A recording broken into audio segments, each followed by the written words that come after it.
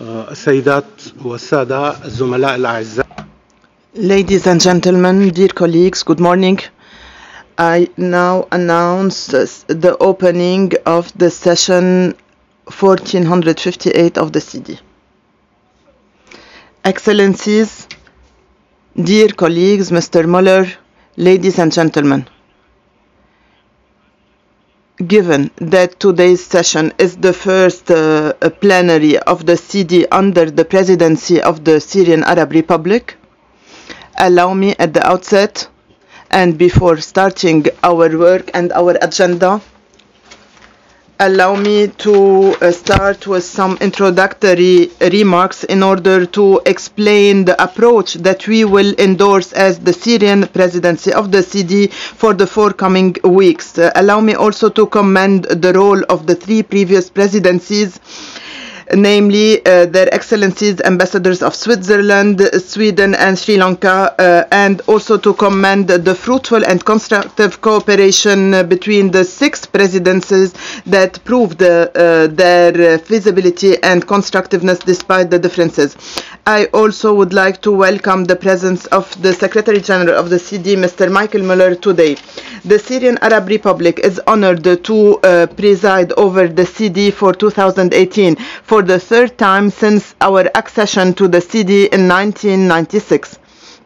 I would like to reiterate that the Syrian presidency shall be guided by the rules of procedure of the CD, as well as the principles of professionalism and transparency that govern the role and the requirements of every presidency. We will be open and we will deal in a positive spirit and with everyone. I'm also looking forward to cooperating with all the members of the CD in a spirit of transparency and professionalism, while also highlighting the importance of the commitment of the member states to work in a positive atmosphere in a way that respects the rules of procedure and focuses on our mandate, our role, and the issues on our agenda, and in a way that will be also distant from any political position that shall not contribute but to more destabilization and negative atmosphere. We in the Syrian Arab Republic truly believe in the importance of the CD and the importance of preserving it as the only negotiating and multilateral forum in the field of disarmament. Through such a forum, we can achieve disarmament, namely nuclear disarmament, and reach a world free from nuclear weapons, and also to secure the useful use of the outer space, because this is a common inheritance for all humanity. Unfortunately, negotiations in the conference remained stalled for more than 2 decades. We are aware of the consequences of this international and regional security atmosphere and the complex nature of the issues that are under the mandate of the CD, as well as the numerous positions surrounding our conference. We are also aware of the high level of complexities that hamper the CD and prevent it from liberating itself from the stalemate, as well as the problems that hamper reaching any consensus about the program of work of the conference. However, we also truly believe that this reality should not prevent us from continuing our serious efforts in order to reach agreements about a program of work with a mandate on negotiations.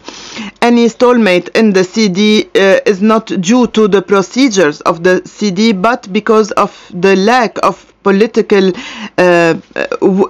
willingness to reach our objectives.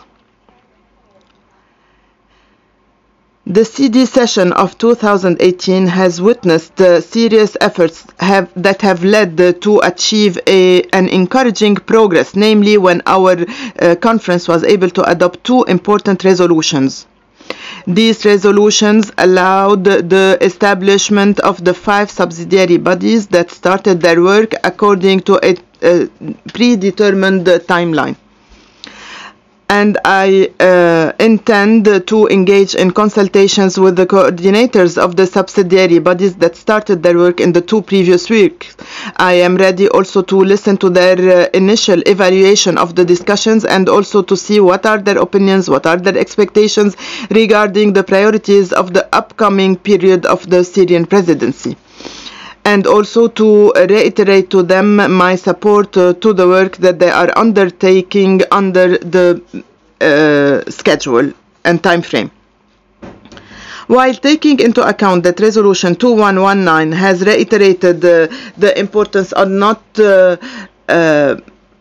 interfering with the responsibilities of the President according to the rules of procedures of the CD, namely regarding the establishment of a program of work of the CD, in this context, I intend, and based on the responsibilities bestowed upon me according to the rules of procedure, namely Article 28 and 29, accordingly, I intend to start bilateral consultations with the member states in order to achieve useful proposals and determined proposals regarding a program of work that will enjoy consensus and will be based on consultation with the representatives of the regional groups in order to see what are their opinions about the way forward and the way ahead in our conference.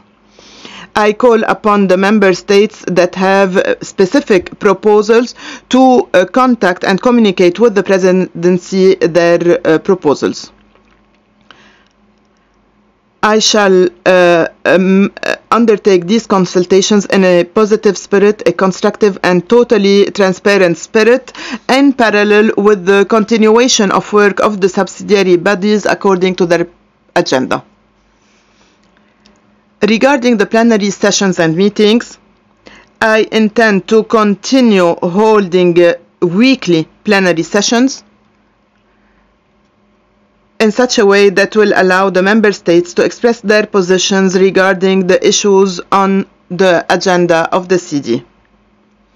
And also I intend to allow enough time to allow also participation in the bilateral consultations and in the subsidiary bodies. I hope to be able to listen to your proposals and observations, while also mentioning that I will update the CD in the coming weeks about the results of my consultations.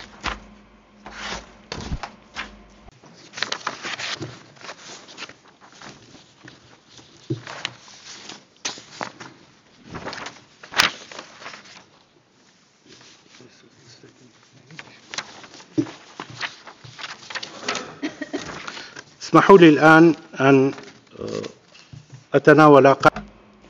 Allow me now to introduce to you the list of speakers during our meeting today.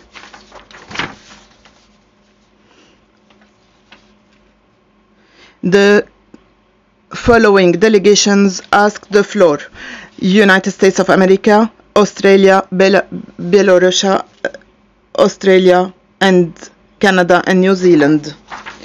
I shall now give the floor to the representative of the United States of America.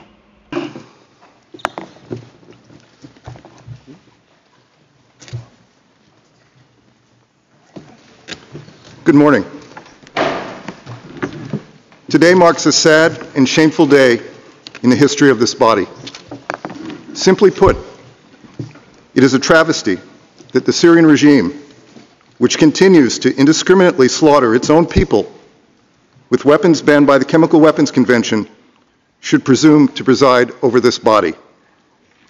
Rather than pretend that there is any legitimacy to Syria's presidency of this body, we should all hold accountable the Syrian regime and those who enable its barbaric crimes.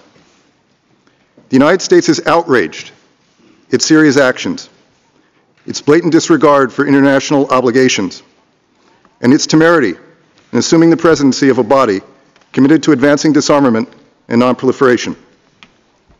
Given its demonstrated contempt for the work of this body through the repeated violation of treaties negotiated here, Syria has neither the credibility nor the moral authority to assume the presidency of the CD, the very body that negotiated the Chemical Weapons Convention. Syria ceded to that treaty in 2013, clearly with no intent to comply with its obligations then or now, as it continues its possession and use of chemical weapons in barbaric acts against its own people.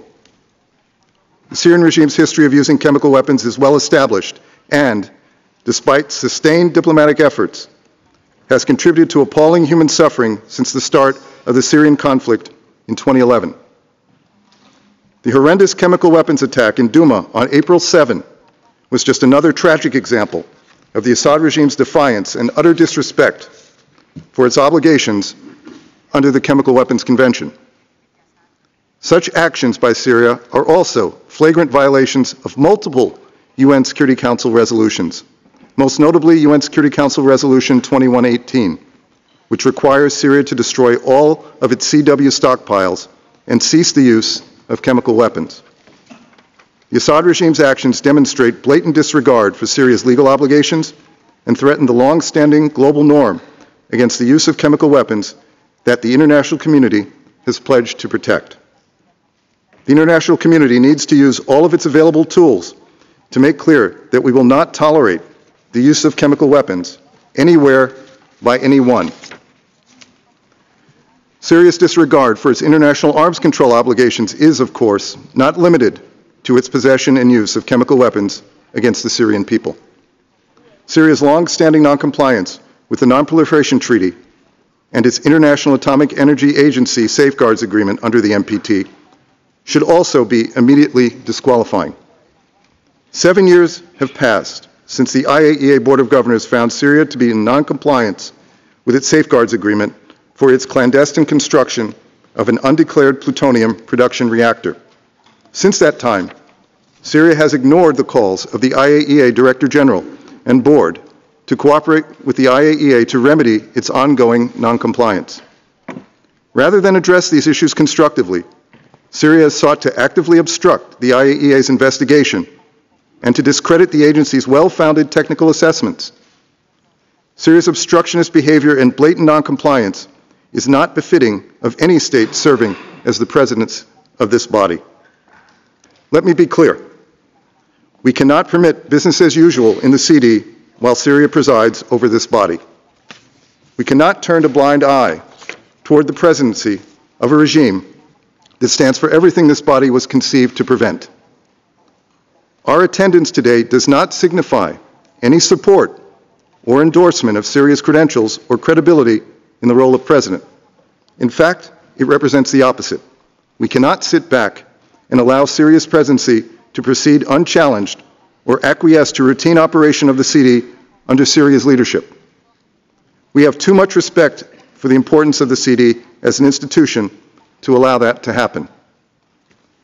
During the next 4 weeks, we will be present in this hall to ensure that Syria is not able to advance initiatives that run counter to the interests of the United States, but we will fundamentally alter the nature of our presence in the plenaries. The U.S. will also not attend any informal meetings the Syrian presidency may decide to convene. Moreover, the U.S. delegation will not attend any of the CD's subsidiary body discussions during Syria's presidency. We look forward to resuming normal participation in all CD meetings following the end of Syria's presidency.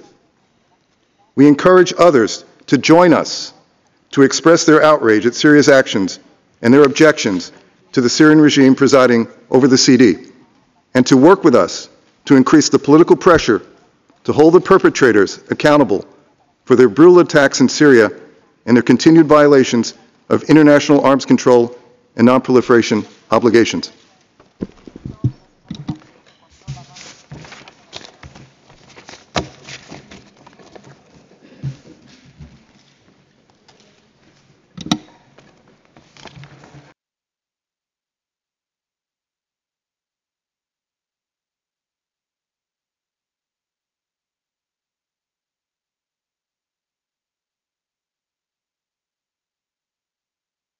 On behalf of Australia, Canada and Turkey to express our regret about Syria's assumption of the presidency of the Conference on Disarmament. We are committed to the conference as the world's single multilateral disarmament negotiating forum. However, Our governments feel strongly that the credibility of this body is undermined when the representative of a state which has clearly violated its international disarmament and non-proliferation obligations presides over this body. Despite long-running and ongoing international efforts to ensure the destruction of Syria's declared chemical weapons program, efforts to which we have contributed, independent international investigations have concluded that Syria has continued to use chemical weapons. Syria's repeated use of chemical weapons in breach of the Chemical Weapons Convention, an instrument that is one of the signature achievements of the conference, amounts to a violation of international law, as well as a blatant contravention of the basic principles of humanity. We wish to record our principled opposition to Syria's past and continuing actions in relation to chemical weapons use, but hope that the conference will work constructively during this period. Thank you.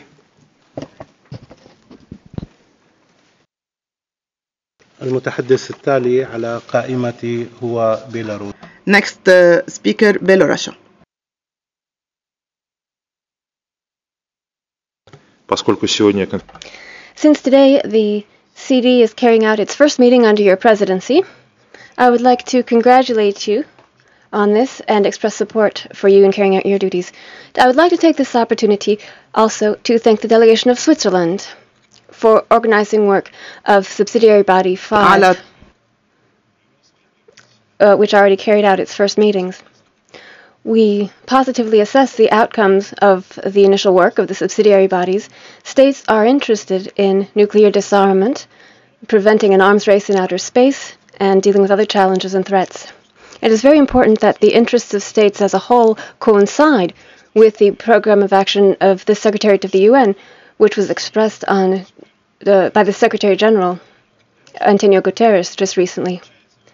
As is noted in that document, the active involvement of all states, in particular developing countries, in political discussions will contribute to more effective and sustainable work and outcomes in all areas of maintaining peace and security. Mr. President, the Republic of Belarus condemns any unlawful use of weapons of mass destruction. In our view, such actions are a threat to international peace and security.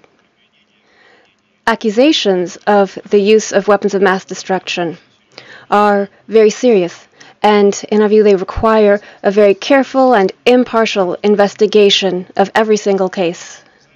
In this room, we had all agreed on several mechanisms for investigating cases of the use of weapons of mass destruction, and they were given a relevant international legal framework. We believe it is necessary to preserve the authority and the impartiality of these existing international legal mechanisms for investigation of cases of use of weapons of mass destruction without any political pressure or other bias, which could be created by fake news.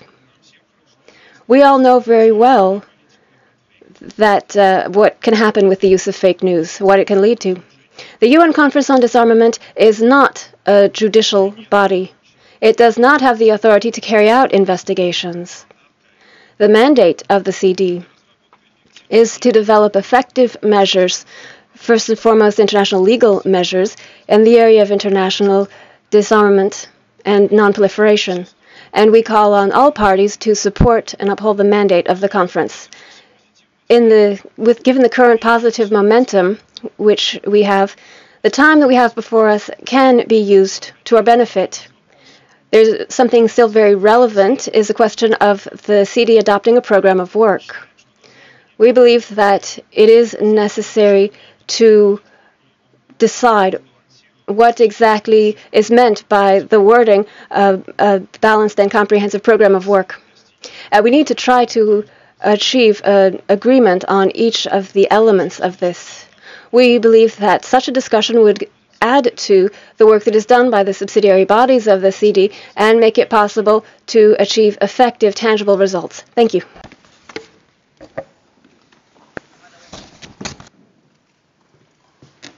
شكرا لكم سعد. Thank you, Your Excellency. Next speaker is Bulgaria.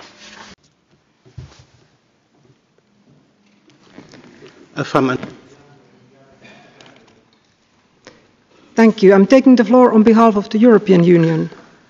The candidate countries Turkey, Montenegro and Albania, the country of the stabilization and association process and potential candidate Bosnia and Herzegovina, and the EFTA country Norway, member of the European Economic Area, as well as Ukraine and Georgia, align themselves with this statement.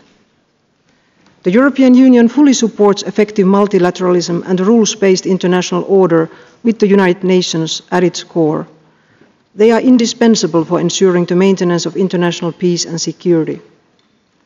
Last week in Geneva, the UN Secretary General made a clear call to uphold the universal prohibition of chemical weapons and condemned chemical weapon attacks, as well as other attacks in violation of international humanitarian law, both deliberate and indiscriminate, against civilian populations, civilian infrastructure, hospitals and schools. The UN system represents moral authority and international legitimacy in a world where global rules and norms are increasingly being challenged. We continue to emphasize the importance of upholding international institutions, relevant agreements and treaties, and ensuring their proper and effective functioning. While a country that is not complying with its non-proliferation obligations should not be in a position to preside over meetings of the world's single multilateral disarmament negotiating forum, we will not allow this to inflict damage on the work of the CD and its subsidiary bodies. We recall that in accordance with Rule 9 to the Rules of Procedure, the presidency of the CD rotates among all its members in alphabetical order. We will continue to respect the rules and procedures of the conference. We must all remember that the Syrian regime bears overwhelming responsibility for prolonging the Syrian conflict, which has entered its 8th year of continuous and widespread violence, with persistent and brutal violations of human rights and international humanitarian law, and the confirmed use of chemical weapons by the Syrian regime and by Daesh. The conflict continues taking civilian lives every day, and the Syrian regime is responsible for the catastrophic humanitarian situation and the suffering of the Syrian people. The full-scale civil war has left more than 400,000 people dead. More than 12 million people have now been displaced, including more than 5.6 million refugees hosted in neighboring countries, and 6.6 million displaced inside Syria. Nearly 13.1 million people, almost half of whom are children, urgently need humanitarian assistance and protection inside the country. The European Union reiterates that there can be no military solution to the Syrian conflict. Only a political solution in line with UN Security Council Resolution 2254 can bring peace to Syria and its people. We reiterate our strongest condemnation of the use of chemical weapons by the Syrian armed forces in at least 4 cases, as confirmed by the OPCW UN Joint Investigative Mechanism.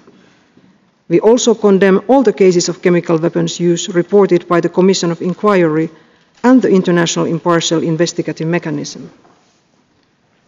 We also condemn the use of chemical weapons by Daesh in at least 2 cases, as confirmed by the JIM. We are concerned by continuing reports of the regime's use of chemical weapons in eastern Ghouta and other areas in Syria in recent months, including the devastating chemical attack on Douma, which is a grave breach of international law and an affront to human decency. We express concern over the most recent report of the OPCW's fact-finding mission confirming the likely use of chlorine as a weapon in Saraqib, Syria on 4th of February this year. 90 years after the entry into force of the Geneva Protocol and 25 years after the Chemical Weapons Convention was adopted by this body, we find it deeply shocking that the international community is still confronted with the use of chemical weapons. We condemn in the strongest terms any use of these abhorrent weapons, including the use of any toxic chemicals as weapons, by anyone, be it a state or a non-state actor, anywhere and under any circumstances. We consider the Chemical Weapons Convention to be a key disarmament and non-proliferation instrument, the integrity and strict implementation of which must be fully guaranteed. In this context, the European Union fully supports the work of the OPCW's fact-finding mission to continue investigating reports of chemical weapons use. and of the Declaration Assessment Team to continue its work on the gaps and discrepancies of the Syrian declarations until it is satisfied that Syria's chemical weapons program is fully declared and irreversibly dismantled.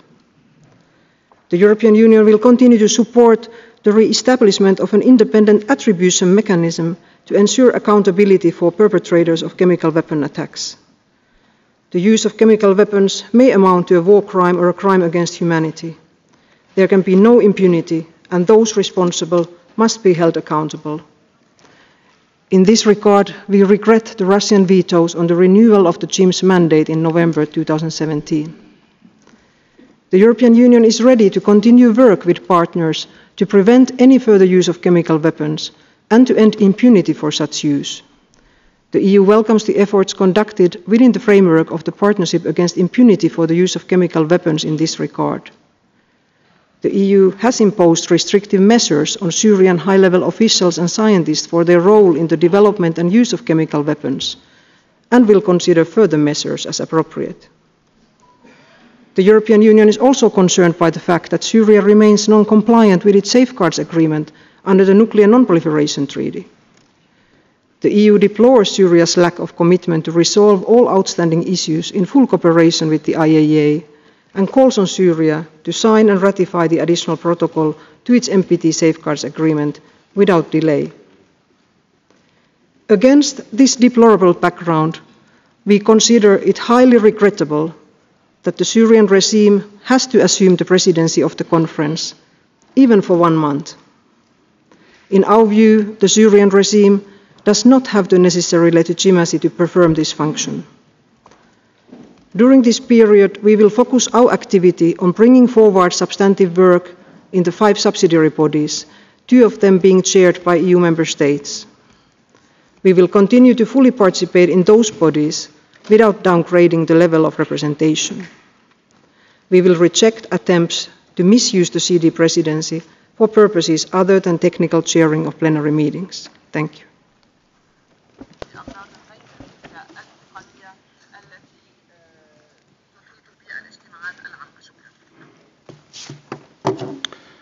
قبل أن أعطي الكلام إلى Before giving the floor to the next speaker on the speakers list, I would like to bring to the attention of the member states to address countries with their official names and not to use a language that is not appropriate, that is non-diplomatic in this hall. This will respect the credibility of this conference. New Zealand, the floor is yours. Thank you, Mr. President. My delegation is taking the floor today during the first plenary meeting of the Conference on Disarmament under the presidency of the Syrian Arab Republic. Syria's assumption of this role takes place only pursuant to Rule 9 of the CD's Rules of Procedure and reflects the monthly rotation among members of the conference begun in January 1979. New Zealand's support for multilateral rules of procedure is part and parcel of our support for global rules and norms and our complete condemnation of those who flout them. We again call on Syria to meet fully all the rules of international law and especially in current circumstances of international humanitarian law. We condemn in the strongest terms the gross and systematic violations of international human rights law and serious violations of international humanitarian law, including the use of chemical weapons. The Syrian conflict continues to be characterized by a total disregard for civilian lives. The continued attacks on medical units and medical personnel are serious violations of international humanitarian law. We call for the full implementation of UN Security Council Resolution 2286, as well, of course, as full compliance with the Chemical Weapons Convention.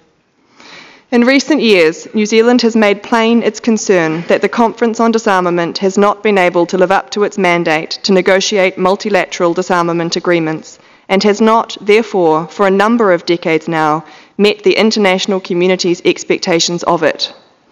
New Zealand would be the first to support and welcome any change to the conference's rules of procedure which was able to facilitate the CD being able to get down to work in accordance with its mandate. However, we are not aware that any change to the rules is under consideration at present. Accordingly, as part of our general support for the ordered conduct of multilateral business, New Zealand will continue to fully respect the conference's rules of procedure, including its monthly rotation of presidency. We do so as part of our strong and long-standing support for multilateralism and for the search for multilateral solutions to global problems. Thank you. أشكركم. المتحدث التالي على قائمتي. Thank you. Next speaker now is the United Kingdom. The floor is yours. The United Kingdom supports the statement made by Bulgaria on behalf of the European Union. I would like to add the following remarks in my national capacity, many of which will echo those just made in the statement by our US colleague. We've seen time and again instances of Syria repeatedly flouting international non-proliferation and disarmament treaties and norms that it is committed to uphold and which are vital to keeping us all safe. Syria's repeated use of chemical weapons over the course of the 7-year conflict is well documented. The OPCW UN Joint Investigative Mechanism has confirmed that the Syrian regime has used chemical weapons on at least 4 occasions, including the sarin attack on Khan Shaykhun on the 4th of April 2017. The OPCW fact-finding mission has also found that chemical weapons were used in Latamina in March 2017 and Sarakib in February this year. We condemn Syria's repeated use of chemical weapons against its own people, including the latest barbaric attack in Douma, following which the United Kingdom acted with our American and French allies, seeking to alleviate the humanitarian suffering of the Syrian people by degrading the regime's chemical weapons capability and deterring their use. And the findings of the OPCW's declaration assessment team could not be clearer. Serious gaps in omission remain in Syria's declaration under the Chemical Weapons Convention. This flagrant disregard for international commitments is mirrored in Syria's record on nuclear non-proliferation.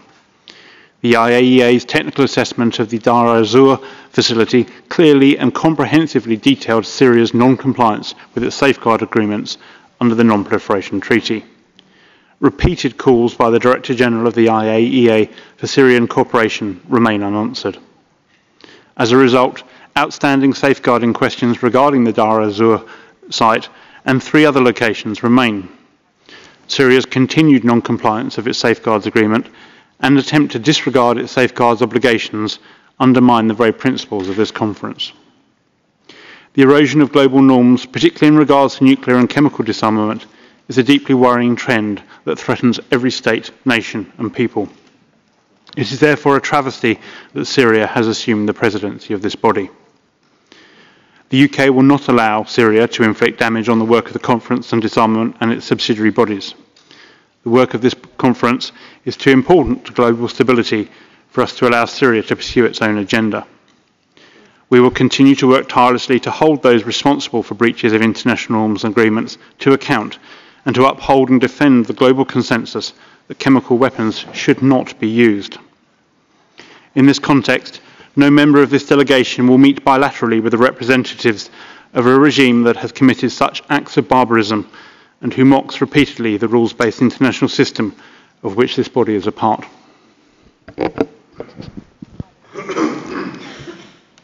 المتحدث التالي على قائمتي. Next speaker, France. The floor is yours. Mesdames et messieurs, Ladies and gentlemen, Ambassador, dear colleagues, France endorses entirely the statement made on behalf of the EU. I'd also like to add some complementary comments in my national capacity. The CD is now facing a very particular situation. We have to deplore this situation. In line with our rules of procedure, the presidency for the next 4 weeks falls to the representative of the Syrian regime. Since the start of the Syrian conflict, repeated violations of international law have been perpetrated by this regime, including international human rights law and international humanitarian law. Also, many violations of arms control instruments, in particular the repeated violation of the prohibition using chemical weapons. All this is something which cannot be denied.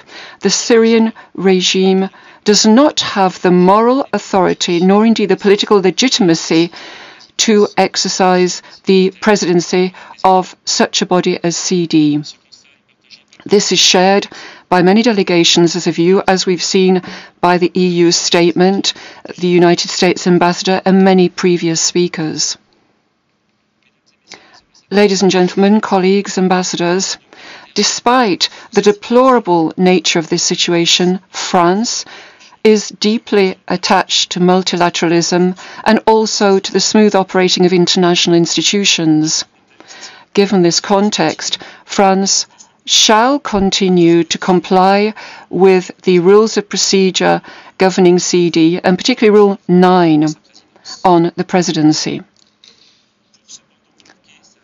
To mark its disapproval, however, given this situation, we will not be represented by our ambassador in CD for the plenary sessions of this forum during the 4 weeks ahead of us. However, we'll be fully represented in the subsidiary bodies which are being chaired by other delegations.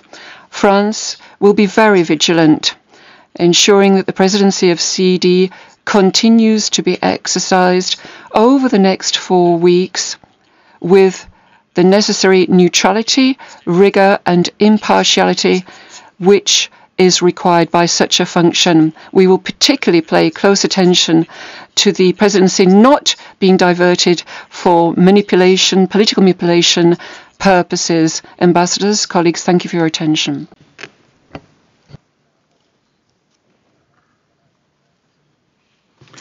شكرا. المتحدث التالي على Thank you. I now give the floor to His Excellency, the Ambassador of China. You have the floor, sir.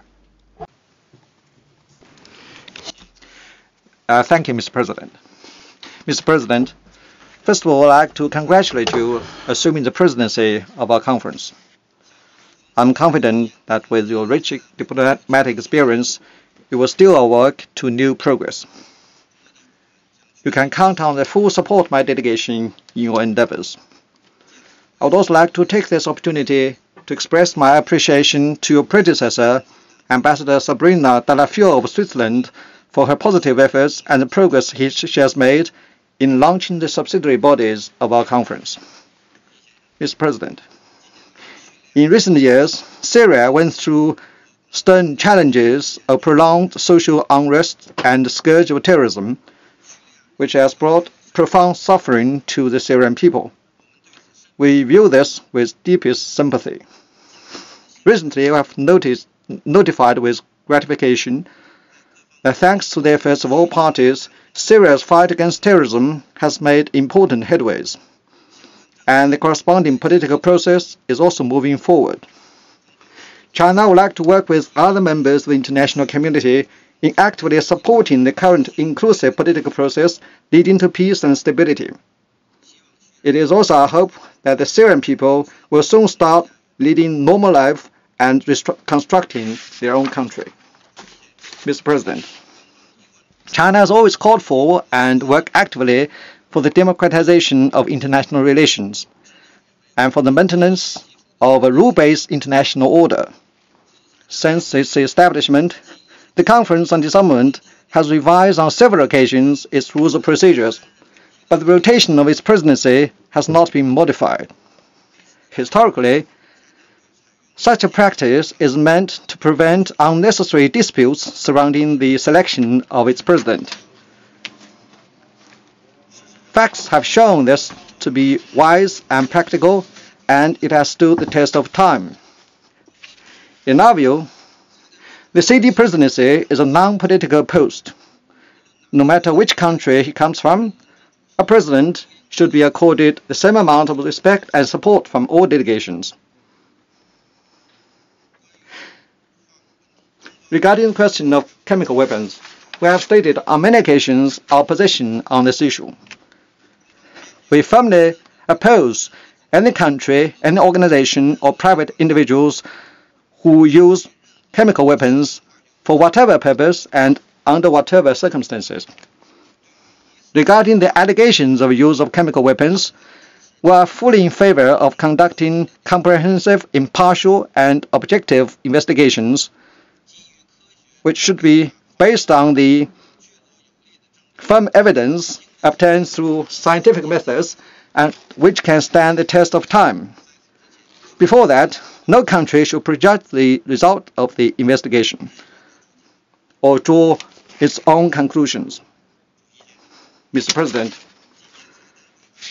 since the start of our second part of the CD session, the 5 new subsidiary bodies have formally started the work in the form of frank and in-depth exchanges on issues of common concern to all delegations, resulting in a positive momentum.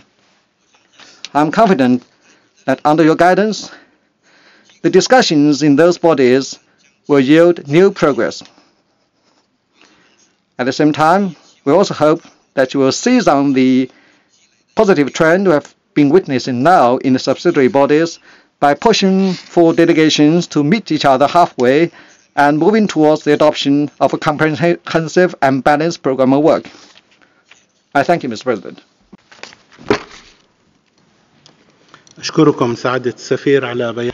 Thank you, Mr. Ambassador, for your kind words to me and to my country. The next speaker on the list is the Honorable Representative of the Russian Federation. You have the floor, sir.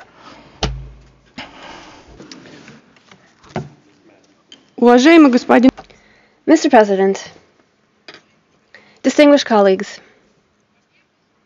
first of all, we would like to express appreciation to the Swiss presidency.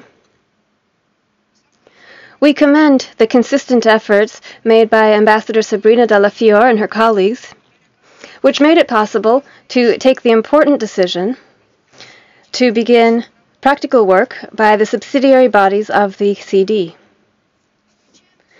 We note the high level of professionalism of the coordinators of the subsidiary bodies and the constructive approach by delegations to achieving tangible results. Without prejudicing the outcome, we hope for the development of a thorough, detailed discussion on all items of the CD's agenda, with the goal on expanding the areas of converging interests. It seems to us that this is a task which can be achieved, if, of course, delegations demonstrate due perseverance. Second, we hope that, in parallel with the thematic discussions, the new Syrian presidency will pay the necessary attention to seeking optimal ways of developing a comprehensive and balanced program of work for the CD, taking into account previous experience. We support the intention of the presidency to carry out work in this area with participants in the conference, and we will provide him every assistance. Having said that, while we recognize the particular role of the presidency in this process, as provided for by the rules of procedure, we would like to emphasize that agreeing upon a program of work is our common priority. It requires the participation of all delegations. The Russian delegation has not only participated in collective efforts to find mutually acceptable solutions, but we've also made a concrete contribution to this process, and we are prepared to continue doing that now. We hope that among the other legacies accumulated over the many years of the CD's activities, the President, in searching for various options for a balanced program of work, that he will also be able to use our ideas. The most recent one was a document that was presented during Russia's presidency of the CD last year, document CD/WP 600, which combined work on 2 subjects: nuclear disarmament, and WMD terrorism. Just a few years earlier, we proposed a temporary compromise solution, as at the time it wasn't possible to achieve anything more serious. Now, the proposal was that the CD delegations agree on a so-called simplified program of work, which would provide for discussion mandates on all of the key items on the CD's agenda. In a way, what the conference then achieved last year, which was the working group on the way forward, and the current discussions of the subsidiary bodies, all of this could be considered a further development of this idea. Russia is not claiming a copyright on any of these ideas. They remain on the table before the conference, and in our view, they can still play a useful role in seeking mutually acceptable outcomes. At the same time, we would like once again to call all delegations represented at the conference to refrain from turning it into a forum for taking a politicized approach to acute and, above all, regional issues, which do not directly have to do with the CD's agenda. Such steps not only do not contribute to the productive functioning of our forum, but on the contrary, they poison the atmosphere of mutual relations among its participants. Making a contribution to resolving the world's problems is something that the CD can't do in any case because of the specifics of its mandate. For this, there are other bodies, in particular the UN Security Council. In conclusion, we would like once again to wish the new presidency of the CD every success, and we reaffirm our determination to work constructively with him and with the 6 presidents of the 2018 session and all delegations in resolving our common goals of returning the conference to constructive negotiating work. Thank you, Mr. President. I thank Her Excellency, the representative of the Russian Federation, for her statement and for her kind words that were included in her statement. The next speaker on the list is the Honorable Representative of Japan. You have the floor, sir.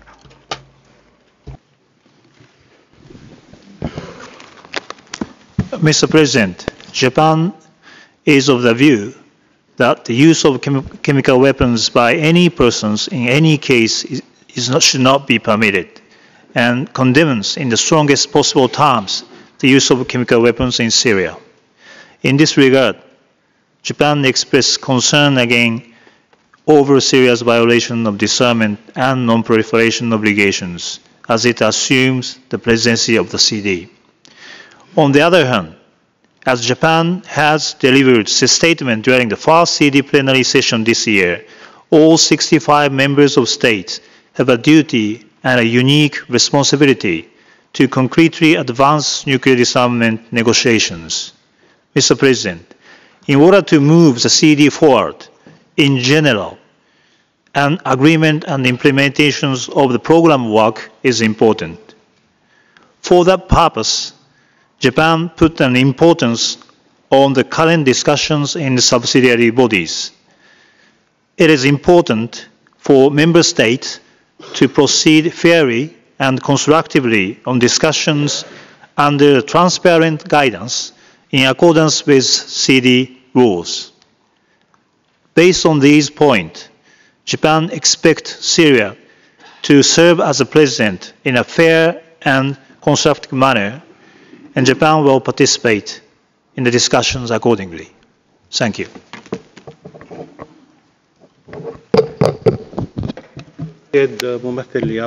I thank the distinguished delegate of Japan for his statement. I now give the floor to the distinguished delegate of the Korean Republic, sorry, DPRK, sorry. Thank you, Mr. President. Allow me at outset to express my sincere congratulations on your assumption of the presidency of CD, and I wish you every success in your endeavor. I am confident that your rich experience and profound knowledge will guide us towards more substantive discussion in upcoming sessions of subsidiary bodies. You can rest on my delegation's full support and cooperation in this regard. Since the President of CD is tasked to establish program of work, it is of our expectation that you will devote all your efforts to produce a comprehensive and balanced program of work agreeable to all member states of CD. Mr. President, after DPRK's declaration of its decision to discontinue nuclear tests in April, a ceremony for completely dismantling nuclear test site took place on May 24 in order to ensure the transparency of its commitment.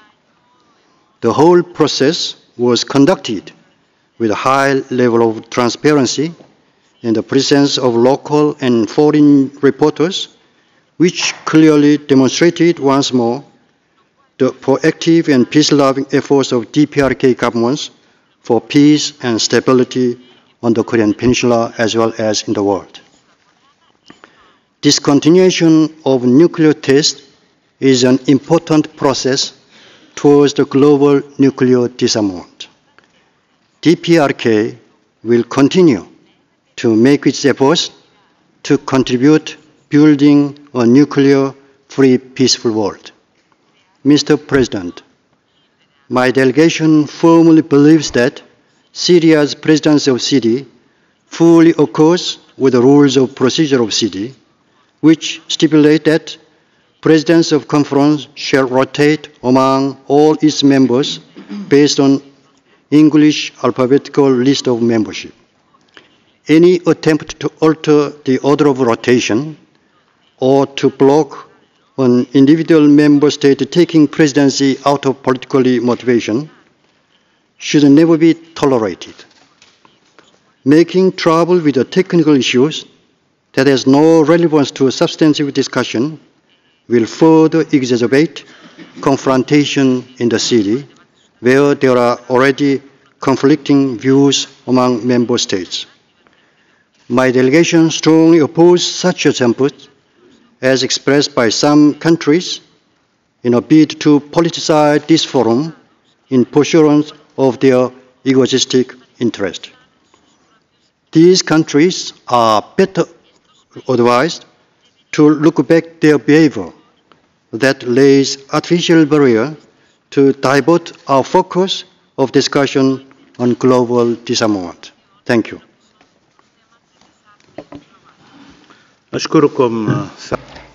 I thank you, Your Excellency, for your statement and for your kind words. And I thank you for the support that you have expressed. The next speaker on the list is the distinguished representative of the Islamic Republic of Iran. You have the floor, Mr. Haidari. Thank you so much, Mr. President. Mr. President, since this is the first time my delegation is taking the floor under your presidency, at the outset, we would like sincerely congratulate you on your assumption of the presidency of the Conference on Disarmament. We would like also to express our gratitude for the work of your predecessor presidents, namely Sri Lanka, Sweden, and Switzerland, for all their hard work to bring the CD to substantive work this year. Mr. President, the establishment of CD subsidiary bodies pursuant to CD decision CD 2119 and follow-up decision upon which 5 coordinators for subsidiary body elected and started their work was a turning point to allow the CD this year to engage in substantive work. The decision to establish subsidiary bodies for 4 core CD agenda as well as other agendas was the result of a collective compromise of the CD members to show their political will after intensive deliberations hammered out by this year's first CD president. My country supported the decision so as to create a new occasion for in-depth and technical deliberation of the CD agenda issues, in particular long-awaited nuclear disarmament, to examine the prospects for negotiation of legal binding instrument consistent with the conference raison d'etre in accordance with its constitution, namely SSOD1. We appreciate all coordinators for their hard work for the first round of each subsidiary body meeting. We reaffirm our principled position, which is shared by G21, that nuclear disarmament remains as high priority for us. In this connection, Islamic Republic of Iran firmly believes that urgent commencement of negotiations in the Conference on Disarmament for the early conclusion of a comprehensive convention on nuclear weapons to prohibit their possession, development, production, acquisition, testing, stockpiling, transfer, use, or threat of use, and to provide for their destruction is the only practical way and the best concrete effective legal framework achieving and maintaining a nuclear weapon-free world. Consequently, scattered and delayed measures with long intervals, such as fulfillment of those long-awaited commitments on nuclear disarmament, have not had necessary effectiveness and requisite speed to eradicate the specter and threat of nuclear weapons. Mr. President, as we continue our deliberations in the 5 subsidiary bodies with their timetable, CD 2119 has also indicated the work of the subsidiary bodies is without prejudice to the CD rules of procedure and the responsibilities entrusted to the President. In particular, Rule 29 for drawing up the program of work of the conference. In this context, we are of the view that consultation of the President to draw up program of work should continue. Therefore, we are confident that continued open and transparent consultation under your able presidency could pave the way for consensual adoption of CD's balanced and comprehensive program of work.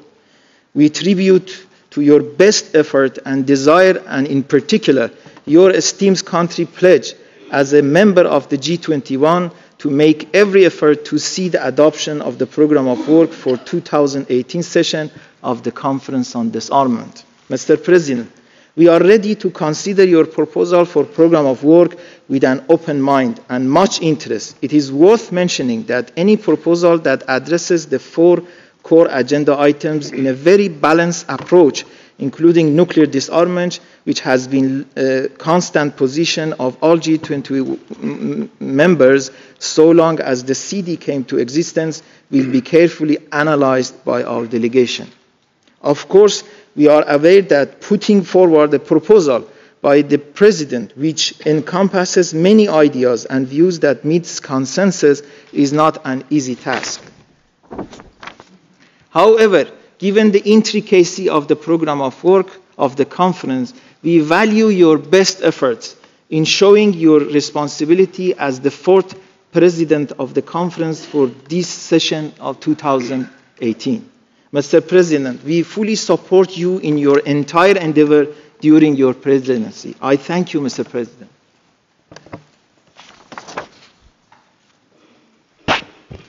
أشكر السيد ممثل الجمهورية الإسلامية الإيرانية على بيانه. We thank the representative of the Islamic Republic of Iran, and I thank him in particular for his readiness to support the Syrian presidency. The next speaker is the representative of Iraq. You have the floor. شكرا جزيلا السيد الرئيس. في البداية. Thank you, Mr. President. First of all, I would like to congratulate you personally, and through you congratulate your country on assuming the presidency of the Conference on Disarmament. I would also like to thank the previous presidents for their sincere efforts. And I would like to assure you that you will have our support for you and for the 6 presidents during 2018. This is cooperation which we will hope will enable you to carry out your mandate. As you know, the Conference on Disarmament has not been able to carry out its mandate as a negotiating body for several years. We have been able to carry out this mandate in spite of the many challenges that the international community has been facing. These challenges have had a negative impact on the principles of multilateralism and the ideas on which this forum is based. So there's only one choice for us. That is to continue efforts to achieve the goals, that is, achieving peace and eliminating weapons completely. And Mr. President, we listened very closely to your speech. We encourage you in your efforts to explore new paths which enable us to achieve a comprehensive and balanced program of work which meets the requirements and the demands of member states, because a freeze on activities within the CD is something that we need to overcome quickly. Everyone knows that this Conference of Disarmament is not working in a void. It is very closely linked with the international security environment. And it is linked with the challenges that the international community is facing in terms of security.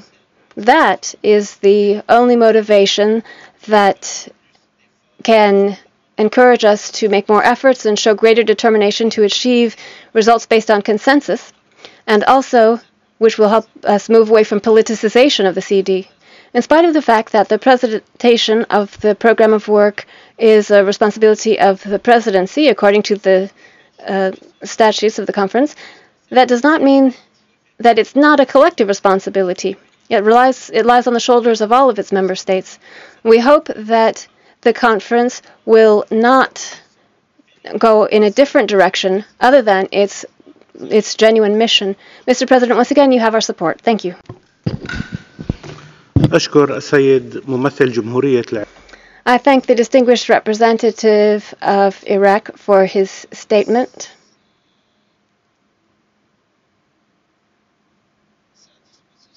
And for his readiness to support the presidency. And for reminding the conference that the success of our work relies on sincere and constructive collective efforts to achieve goals. The next speaker is the Ambassador of Korea. You have the floor. Good morning, Excellencies and colleagues. First of all, my delegation would like to express our satisfaction that 4 out of 5 subsidiary bodies held their substantive discussion during the past 2 weeks in accordance with the timetable contained in the decision CD/2116.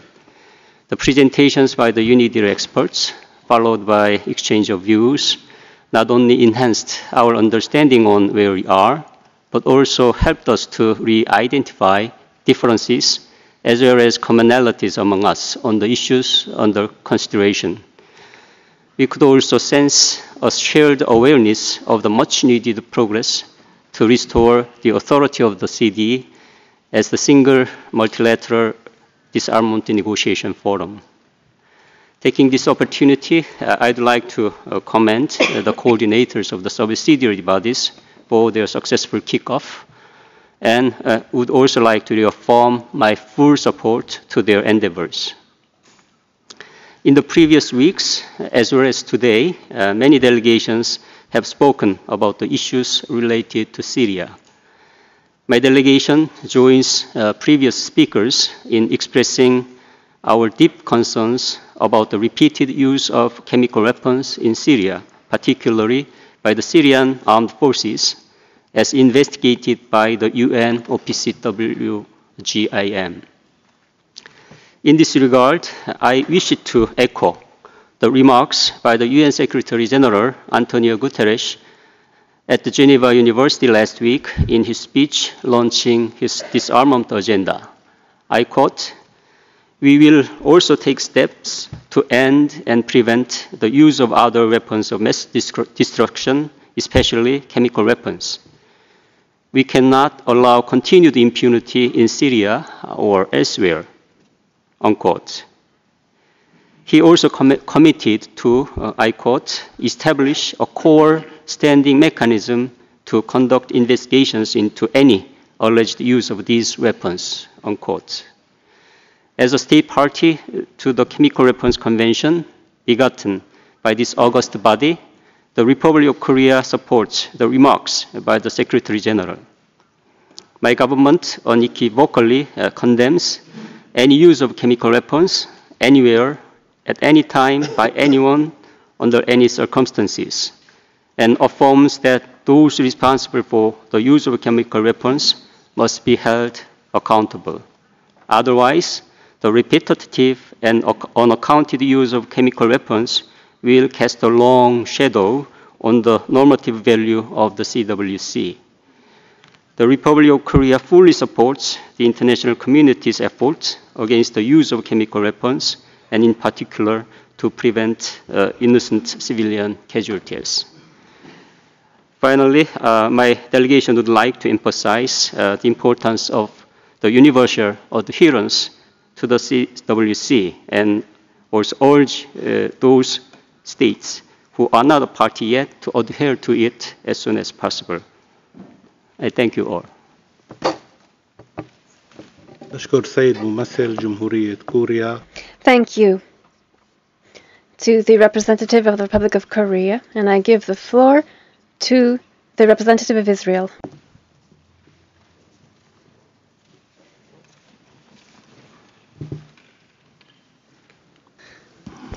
Israel values the Conference on Disarmament, an international body that, like the Security Council, has the capacity to contribute to global security and stability in the face of the growing armed violence in the world.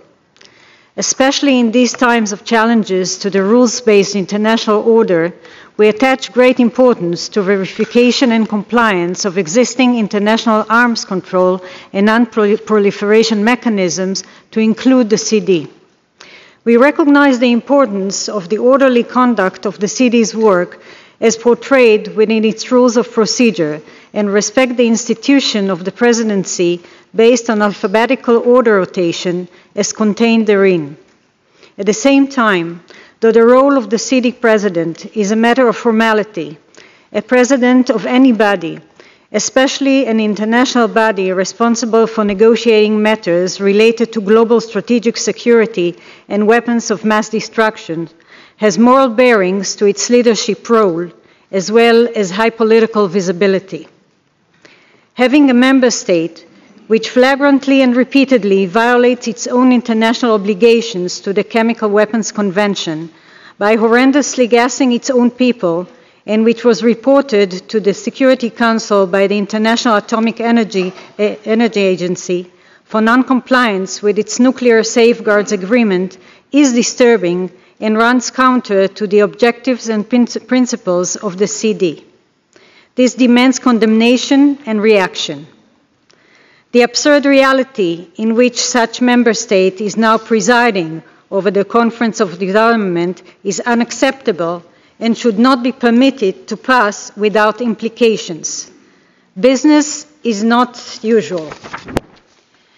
As member states of the CD, who decide on their own rules of procedure, we have an obligation to speak out when absurdity such as this is happening.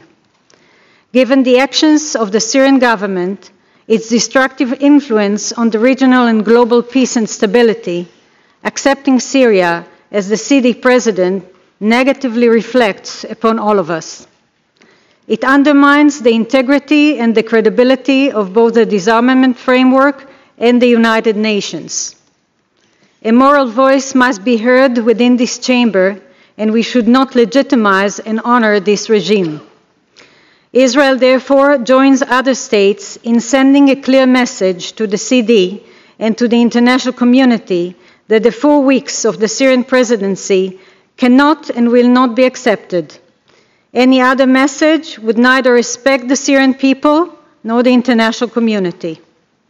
Israel, as a responsible member of state that takes its commitments to the city seriously, decided that in contrary to past behavior by other member states in this conference, it will continue to appear at this chamber. However, Israel's seat will remain vacant, our level of representation will be lowered, we will not be involved in any substantive discussion under this deplorable presidency, and our engagement will be a selective one. We hope others will join in similar actions portraying this strong, distinct, and unmistakable message. المتحدث التالي على قائمتي هو ممثل باكستان. The next speaker is the representative of Pakistan.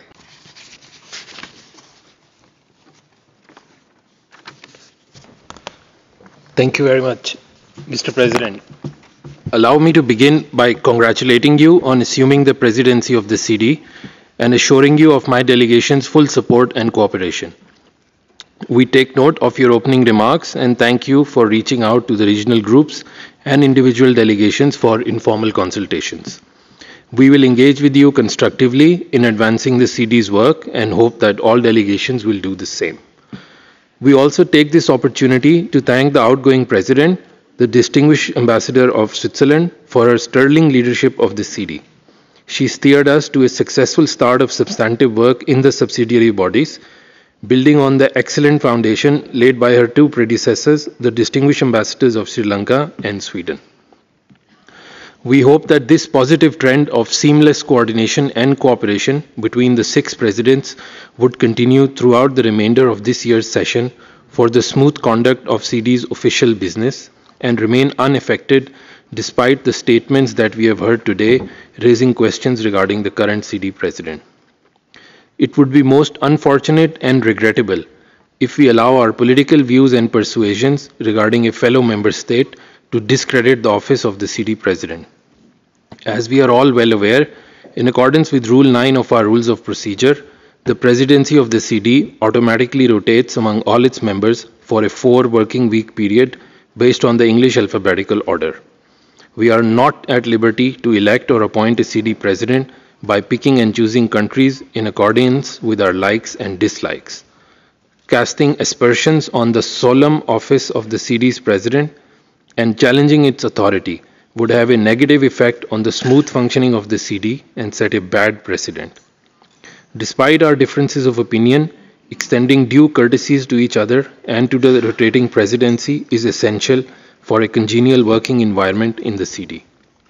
Mr. President, we hope that during your presidency, the CD will continue its normal routine functioning in a productive manner in order to collectively advance its mandate, and you have taken a right start. The CD should not become a victim of our posturing and politicking on issues that are not related to its substantive agenda items. Extraneous issues should neither divert the CD's focus from its core items nor undermine the apolitical nature of the CD's presidency. I thank you, Mr. President. أشكر السيد ممثل باكستان على بيانه وعلى I thank the representative of Pakistan. I thank him for his kind words to the chair. I now give the floor to Canada. I'm taking the floor today to express Canada's profound regret that Syria has assumed the presidency of the Conference on Disarmament. As the G7 foreign ministers stated in their joint communiqué in Toronto in 23rd April, we deplore the fact that Syria will assume the presidency of the Conference on Disarmament in May, given its consistent and flagrant disregard of international non-proliferation and disarmament norms and agreements. To be clear, the Assad regime has used chemical weapons against its own people. Syria has no legitimacy to sit in the chair and preside over this forum. Canada is deeply committed to the CD, as demonstrated by Minister Freeland's speech to this body in February. However, Canada feels strongly that the credibility of the CD is gravely undermined when the representative of a state which has clearly and repeatedly violated its international disarmament obligation presides over it. Canada has previously expressed concern about the CD's strict rotation of the presidency, as it allows states which do not comply with their disarmament and non-proliferation commitments to nevertheless assume a role in its operation. That Syria would serve as president only reinforces our view that serious reform of the CD is required. The Chemical Weapons Convention is one of the signature achievements of the conference, yet the current president is actively and repeatedly challenging its integrity. To highlight the hypocrisy of the Syrian regime, throughout June, we will also be giving our voice to the survivors of chemicals attacked in Syria by sharing their testimonies. Last October, in its last report, the OPCW UN Joint Investigation Mechanism concluded that on April 4, 2017, Syrian government forces deployed in Khan Sheikhun an aerial bomb containing sarin gas. This marked at least the fourth time that the Syrian regime was determined to have been responsible for the use of chemical weapons. On that occasion, Syria's military used the very nerve agent that it claimed to have shipped out of the country for destruction. And the results were atrocious for hundreds of civilians.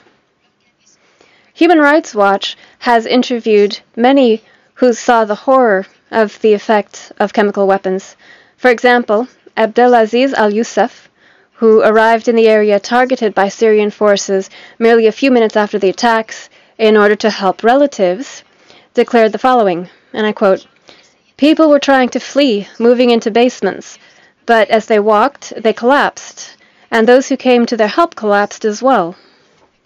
The gas spread up to 500 or 600 meters. Casualties were not only in the place that was hit. There were martyrs all over the entire neighborhood. Those who stayed asleep did not wake up. Those who were in basements suffocated and died. Those who woke up went out and were affected. I swear, those who survived can't describe what happened. It was like Judgment Day. People were collapsing everywhere." Another witness interviewed by Human Rights Watch is Fatima Abdelatif Al-Youssef, who lived merely meters away from the site. She said, and I quote, "My cousin went out onto the balcony. She's 16, and she was choking. I tried to help her. We poured water on her, but she passed out. My aunt passed out. At that point, I also passed out, but I came to later. My uncle's wife, who lives in the same building, knocked on the door of the apartment. She said, 'Let me in, help me.' I tried to drag her in, but I couldn't carry her because I am small and she was heavy. I left her on the floor by the door to go up to the second floor to get my uncle to come help me. He went down to help her, but he never came back." End of quote. According to Fatima and her cousin, 7 people living in the same house died during the Khan Sheikhun chemical weapons attack, including 2 children aged 7 and 10. Nearly 100 innocent victims died in the most horrible way in Khan Sheikhun. If that's not enough to show that it's truly appalling that Syria is chairing a UN multilateral body responsible for negotiating disarmament treaties, we need to remind this Assembly that the use of chemical weapons requires possession of them. Failure to disclose such possession creates a second violation of the Chemical Weapons Convention by Syria, namely, its failure to be truthful in its declaration. Canada has actively participated in international efforts to destroy Syria's declared chemical weapons. But for years, these efforts have been stymied by Syria's obfuscation tactics, refusal to cooperate with the OPCW, and its unwillingness to get rid of all its chemical weapons. Are proof, if any more was needed, of a conscious choice by Syria's senior leadership to ignore its legal obligations and flout the global taboo against chemical weapons. The use of any chemical weapon is morally reprehensible and constitutes a war crime for which continued impunity is intolerable. Perpetrators must be held accountable. Canada condemns Syria's continued and callous disregard of international law. This cannot be ignored and must be denounced. Syria has turned its back on the very principles on which this forum stands. Put simply, Syria is manifestly unsuited to preside over the conference. Since Syria's decision to assume the rotating function of the CD president is unacceptable to Canada, our permanent representative will not participate in any plenary meetings during this presidency. Syria's disregard for international law and the commitment it has made is protected by Russia, which has 12 times vetoed resolutions in the Security Council, including the resolution which would have renewed the mandate of the UN OPCW Joint Investigative Mechanism. This protection breeds impunity, and this impunity breeds contempt, and today, Syria contemptuously stands forward to preside our meetings.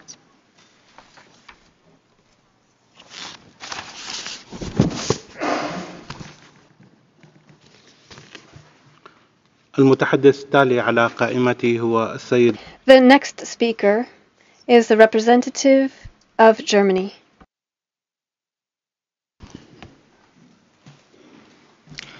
Germany aligns itself with the statement previously delivered by the European Union. The international security environment is undergoing dramatic changes. Efforts aiming at arms control, non-proliferation, and disarmament come increasingly under pressure. In such difficult times, we need to redouble our efforts in order to enhance trust and confidence. An organization such as the Conference on Disarmament is of exceptional relevance in this context. It is against this backdrop that we regret that the vital task of presiding this very important organization falls upon Syria, a state not in compliance with its non-proliferation obligations, a state that bears the overwhelming responsibility for heinous violations of human rights and international humanitarian law, a state which, in violation of international law, has repeatedly used chemical weapons against its own citizens. While we accept the rules of procedure of the CD, which foresees the rotation of presidencies in alphabetical order, we will not allow the situation to have a negative impact on the substantial and much-needed work of this organization. We call on the presidency not to politicize its role and to execute its work according to the high standards which prevail in this organization. Any attempt to misuse the role of the presidency for purposes other than technical chairing will be rejected by Germany and other states and followed by appropriate responses. Thank you. أشكر سيد متحدث ألمانيا على اتهاماته الموجهة إلى. I thank Germany for this statement, and I give the floor to the representative of Algeria, Mr. Dafol-Angelan. السيد الرئيس, Monsieur le Président. President, my delegation would like at the outset to express our sincere congratulations on your accession to the presidency of the conference. We're absolutely confident that under your leadership and thanks to your professional qualities, our work will proceed on the right track. My delegation also would like to thank your predecessors, the permanent representatives of Sri Lanka, Sweden, and Switzerland, and thank them for their commendable efforts deployed during the respective presidencies of CD. My delegation would like to restate its attachment to working with other members of CD to ensure that our conference goes back to its prime task, namely to negotiate disarmament treaties. We believe that it's absolutely vital that we encourage dialogue and cooperation within CD in order to bring about a favorable environment, something that will consolidate efforts for positive progress. President, your presidency is coming at a very crucial time, halfway through the 2018 session. We've already started discussions of substance as part of the subsidiary bodies established this year.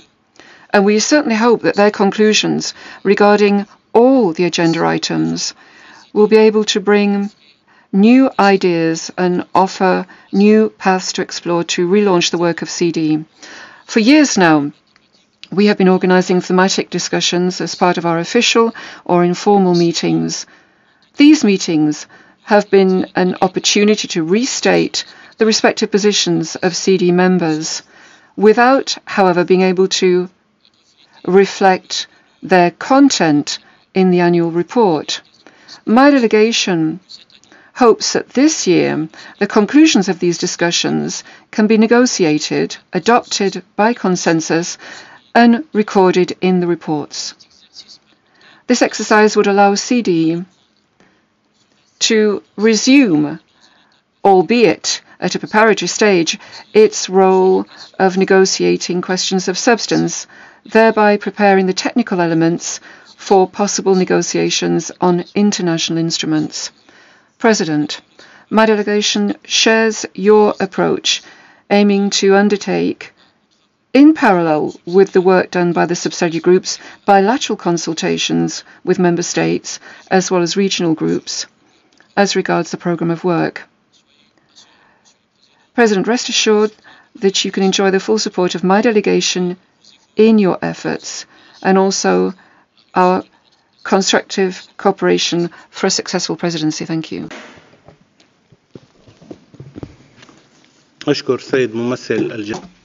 I thank the representative of Algeria for his statement and for his good wishes to the presidency and to his support. Before giving the floor to the next speaker, I would like to mention that there was a mistake in what I said at the end of the statement of the representative of Germany. I did not thank him for his statement. I thanked him for his threats, and I told him that I shall take his threats into account. I give the floor now to the next speaker, Madam the representative of Venezuela. The floor is yours.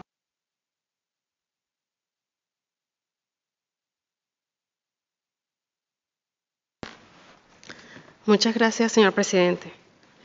Thank you, President. We'd like to congratulate you on your assumption of the presidency of this forum in line with Article 9 of our Rules of Procedure. We'd also like to take this opportunity to express to you our support and cooperation, supporting you in all your undertakings over the next few weeks. Also, congratulations to the previous presidencies of CD during the first segment this year. Also, thanks to the progress that's been made in terms of striving for results and trying to get the CD out of deadlock. We restate our peaceful commitment, the fact that we are trying to work towards non-proliferation. Reaching this objective is vital if we are to have a right to peace as well as international security. We restate our principle as for general disarmament as a guiding principle. President, the Bolivarian Republic of Venezuela is committed to working together with all people in order to progress the substantive work of this forum via transparent and participatory and constructive work. It was created in 1978 as the single multilateral negotiating forum in disarmament affairs, becoming the ideal an irreplaceable forum for that. It has made huge progress and great achievements such as the Convention on Biological Weapons, the CWC, as well as the CBTB. This conference is a key part of the multilateral system. We need to go back to our mission and adopt a broad and balanced program of work which really takes into account the disarmament priorities. President, Venezuela would restate our commitment to the existing disarmament institutions against proliferation. We are at a very complicated time. It requires real efforts and joint efforts on our part to guarantee international security and peace. We cannot continue postponing substantive work.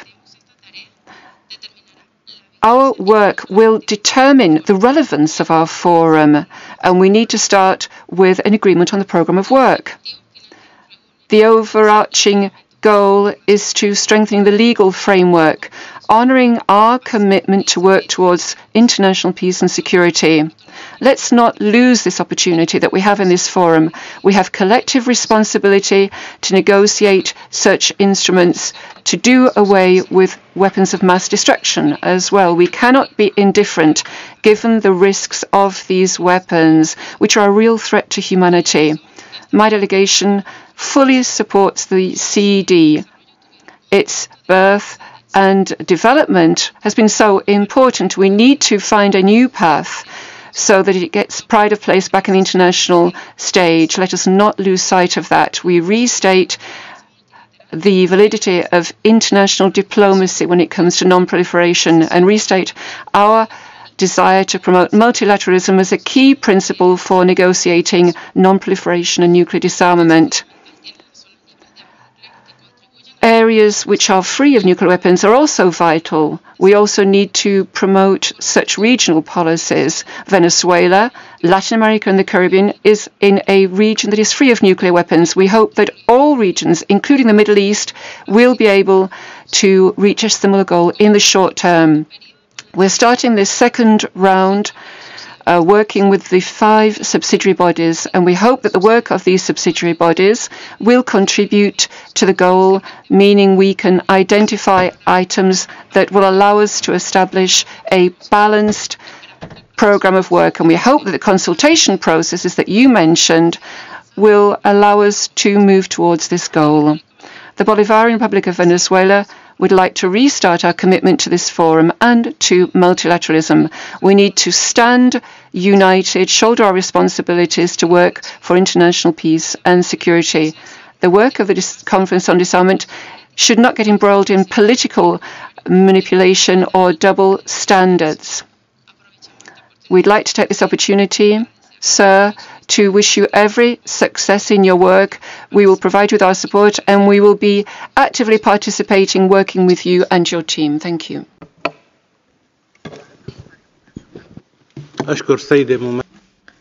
I thank the representative of the Bolivarian Republic of Venezuela for her statement and for her kind words for the presidents. The floor is now to Vietnam. The floor is yours, sir.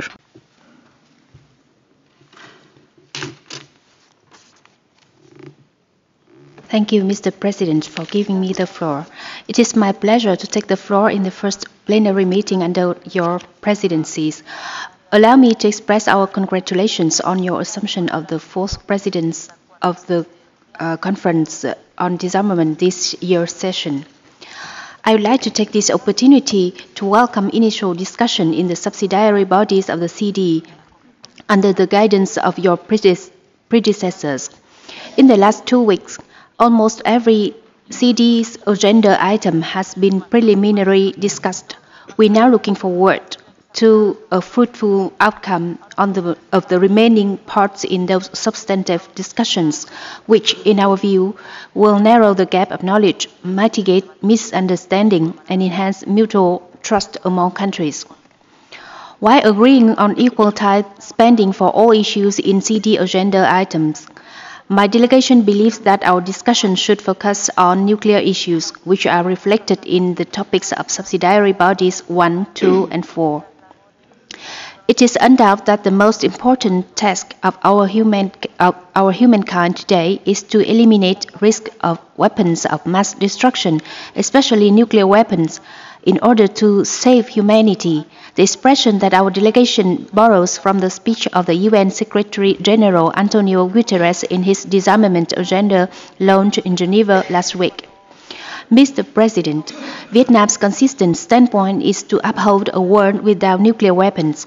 We strongly support international efforts towards this noble goal, especially the historic adoption of a treaty on the prohibition of nuclear weapons, to which Vietnam is proud to be a signatory.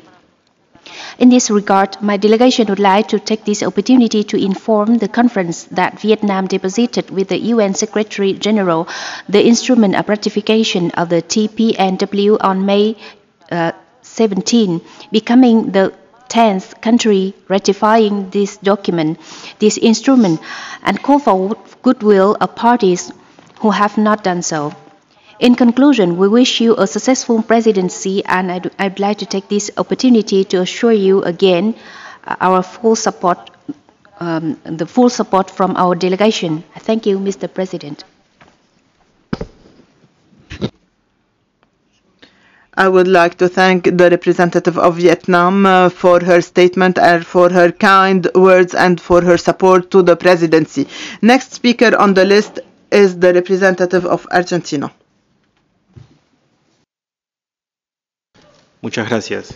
Thank you. Argentina believes in multilateralism as well as diplomacy. This is why we will participate during the presidency. In addition to that, I'd like to highlight the fact that Argentina condemns the use of chemical weapons in Syria against the civilian population, including children. The use of chemical weapons is a crime against humanity, a war crime. We'd call on all parties involved, including those actors with influence in the region, to act with caution so there isn't an escalation of tension and to find a political solution.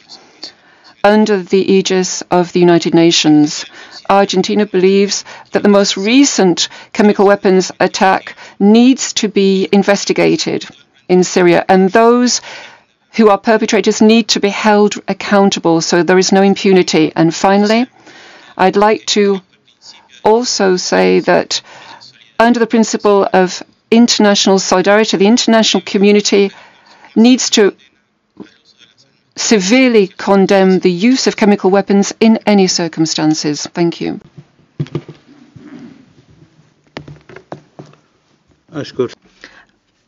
I thank the representative of Argentina. The next speaker on my list is the representative of Spain, His Excellency Ambassador Rines.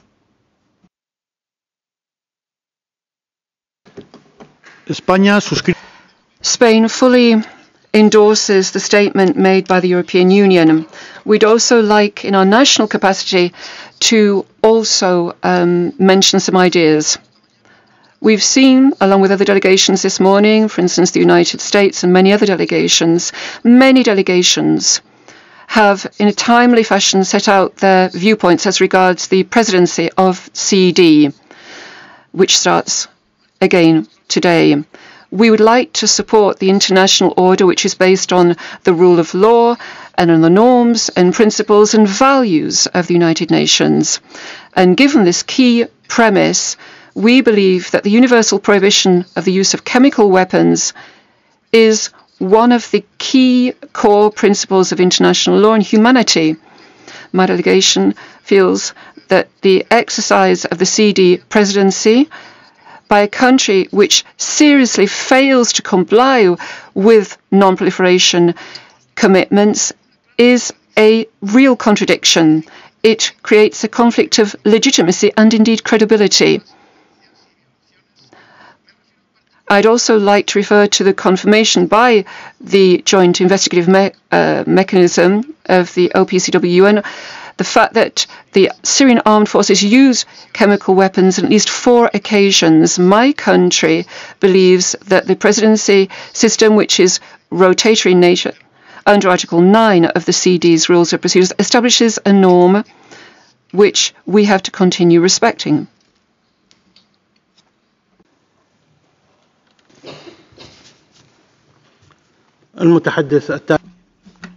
Next speaker on my list is the representative of Cuba. The floor is yours. Many thanks, President. I'd like to start by extending a welcome to Ambassador Hussam Eddin Allah as you assume on behalf of the Syrian Arabic Republic the presidency of the CD, and I'd like to wish you every success given your new responsibilities. I would also like to thank the work done by the Swiss ambassador and for her efforts deployed, as well as the work done by previous presidents. Sir, for Cuba, the existence of nuclear weapons is one of the major threats for the very survival of humanity. And that is why the only guarantee that nuclear weapons cannot be used by states, nor indeed by anybody, would be their total elimination. The overwhelming support from the international community for the adoption of a treaty on the prohibition of nuclear weapons is a landmark in the history of the United Nations in terms of general and comprehensive disarmament. Cuba became the 5th country in the world as it ratified this treaty on the 31st of January this year. We would urge all countries, particularly nuclear weapons states, to show the political will as well as their real commitment to nuclear disarmament by signing and ratifying this treaty in order to facilitate its prompt entry into force. We would also argue that the upcoming NPT review conference held in 2020, it should not miss the real opportunity of marking a turning point, a historic turning point, contributing in real fashion to progress achieved along this path to achieving a world free of nuclear weapons. We very much regret the failure to comply with the agreement to host in 2012 the International Conference for establishing in the Middle East a zone free of nuclear weapons and other weapons of mass destruction. And we hope that the upcoming review conference for the NPT will make progress in this area. In addition, Cuba recognizes, and we're very proud of the contribution made by Latin America and the Caribbean to nuclear disarmament and maintaining peace and international security, with the creation of the very first zone in a highly populated area of the planet which is free of nuclear weapons, thanks to the Treaty of Tlatelolco, and the first region which has been formally proclaimed a zone of peace, and this on the occasion of the 2nd summit of the Community of Latin American and Caribbean States, CELAC, held in Havana, Cuba in January 2014. President, we hope that the high-level international conference, the UN Conference on Nuclear Disarmament, can be held as soon as possible, and that it has the support of all those countries that are really committed to peace and nuclear disarmament. The aim being that we establish ways and means of eliminating nuclear weapons as soon as possible. The goal being to agree on a staged program, a step-by-step program for the complete elimination of nuclear weapons in a specific time frame. President, the Conference on Disarmament needs to adopt a balanced work program as well as start up negotiations as soon as possible. The absence of political will is the only obstacle to us starting our work, and we would restate that all members of CD, and I'd like to repeat, all members of CD, have a responsibility to adopt a program of work as part of our collective efforts in line with the rules of procedure of CD. We are ready to start negotiations on a comprehensive convention in the area of nuclear weapons, a treaty which prohibits the arms race in outer space, a treaty that will provide effective security assurances and guarantees for non-possessing states, a treaty prohibiting the production of fissile material for the manufacturing of nuclear weapons or other nuclear explosive devices, and which takes into account stocks. Cuba is not again starting in its negotiations on a treaty on fissile material, as long as it covers declaring all fissile material stocks as well as irreversible elimination of those stocks within an agreed time frame. Although the negotiation of a treaty in this regard would be a positive measure, it would be of itself insufficient if we don't achieve nuclear disarmament. In addition to that, we hope that the work done by the 5 subsidiary bodies will contribute to identifying a program of work as well as allowing us to start negotiations as soon as possible. And finally, I'd like to say that the work of the conference needs to stand away from any political manipulation or double standards being used. It prevents substantive work, in other words, negotiating disarmament treaties.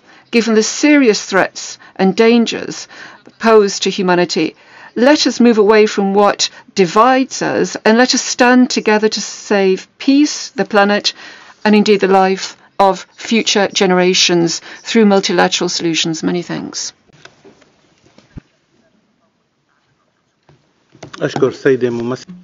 I would like to thank the representative of Cuba for her statement and for her kind words and words of support. Next speaker, on my list is the representative of India, Your Excellency Ambassador Deep. Thank you, Mr. President. As you assume your presidency under the CD's rules of procedure, my delegation pledges its full cooperation to you, Ambassador, and we hope that under your leadership, this conference would continue to try and live up to its billing as the single multilateral disarmament negotiating forum. My delegation attaches a high importance to this forum, and it is important that the excellent work done by your predecessors, the distinguished ambassador of Sri Lanka, the distinguished ambassador of Sweden, and the distinguished ambassador of Switzerland is carried forward in the most effective manner. Mr. President, multilateralism is never easy and it is never tidy. Whether it is this forum or the UN Security Council in New York or the Commission on Human Rights just across the building, there are always occasions where we don't like what is happening, but like life, which also like multilateralism is not tidy, we have to deal with those situations. So my delegation hopes that we would continue to deal with our imperfect world, with the imperfect tools and methodologies that we have at our disposal. A number of delegations have made a reference to the use of chemical weapons today.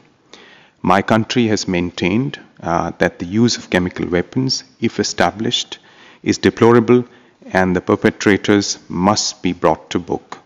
There should be no impunity for the use of chemical weapons.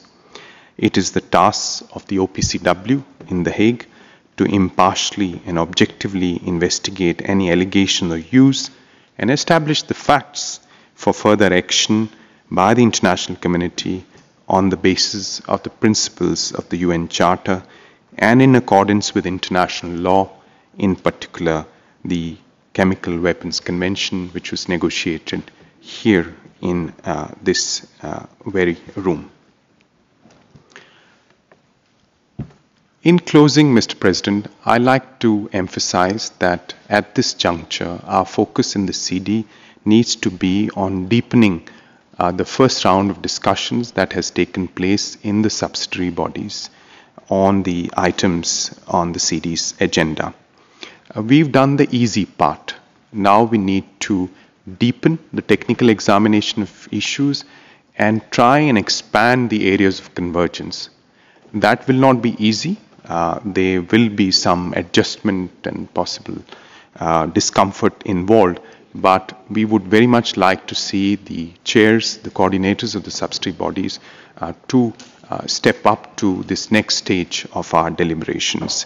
We also need to reflect on the new agenda for disarmament that was unveiled by the Secretary General here in Geneva last week and see what that means for our work here in the CD. And you, Mr. President, have a responsibility under the rules of procedure to continue to strive for a program of work. I don't want to characterize it today in any manner, but I think you've mentioned at the outset today that you would be conducting bilateral and other consultations. I think that's a task that must not be forgotten. And finally, what must not be forgotten is the dignity of this forum. When I first entered this room 24 years ago as a young delegate, what struck me the most was the solemn and serious nature of this room. Perhaps it's too serious at times, but I think there is a degree of solemnity, seriousness involved with work that impacts on international security through instruments dealing with non-proliferation and disarmament. There will always be tension between our desire to see those instruments cover the maximum parts of the globe, in a sense be universally applicable, and our desire to see a more tidy world. That would extend to both negotiations and to implementation, and to this question of chemical weapons that was raised by many delegations today. But as I said at the outset, this is an imperfect world, and we'll have to live with that tension, we'll have to work that tension. What we should try and uphold, the presidency and the rest of us, is the dignity of this forum. I thank you, Mr. President. أشكر السيد ممثل الهند. I thank the representative of India for his statement and for the expressions contained in his statement and the spirit of constructive cooperation, and we endorse this constructive cooperation spirit. My next the next speaker on my list is the representative of the Netherlands.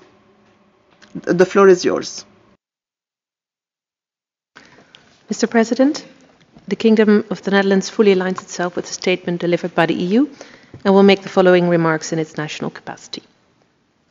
The Conference on Disarmament and its predecessors have negotiated landmark treaties that have sought to prevent the use of atrocious weapons against humankind. Today, the rotating presidency system of this body confronts us with a regime that stands accused of disregarding the very essence that this conference embodies. We would like to emphasize that the sole reasons for our presence here today is because of the Netherlands' commitment to the values of multilateralism. We're here to realize our important goals of disarmament. Dialogue is crucial in this end. We must not inflict further damage on the continuation of the work in the world's foremost disarmament negotiating forum. At the same time, we want to reiterate that the Syrian regime does not have the moral authority nor the credibility to carry out the presidency of the Conference on Disarmament. Our presence here today does not conflict in any way with our efforts to pursue justice for the Syrian people. International rights law, international humanitarian law, and the Chemical Weapons Convention have been violated repeatedly and systematically in the Syrian conflict. No regime, no government, no non-state actor can violate or disregard international humanitarian law or disarmament norms. Syria is the most poignant modern example of the effects of impunity. If we cannot hold any actor accountable for its deeds, impunity will reign. The Netherlands will continue to work with international partners to end such impunity. It might not be today or tomorrow, but the Syrian regime will be held accountable in the end. The norms this conference and its predecessors have established, and the treaties that have been negotiated here, are paramount to our security and embody the terrible lessons war has taught us throughout history. They should be upheld by all members, and we expect nothing less, especially from the presidency. Thank you.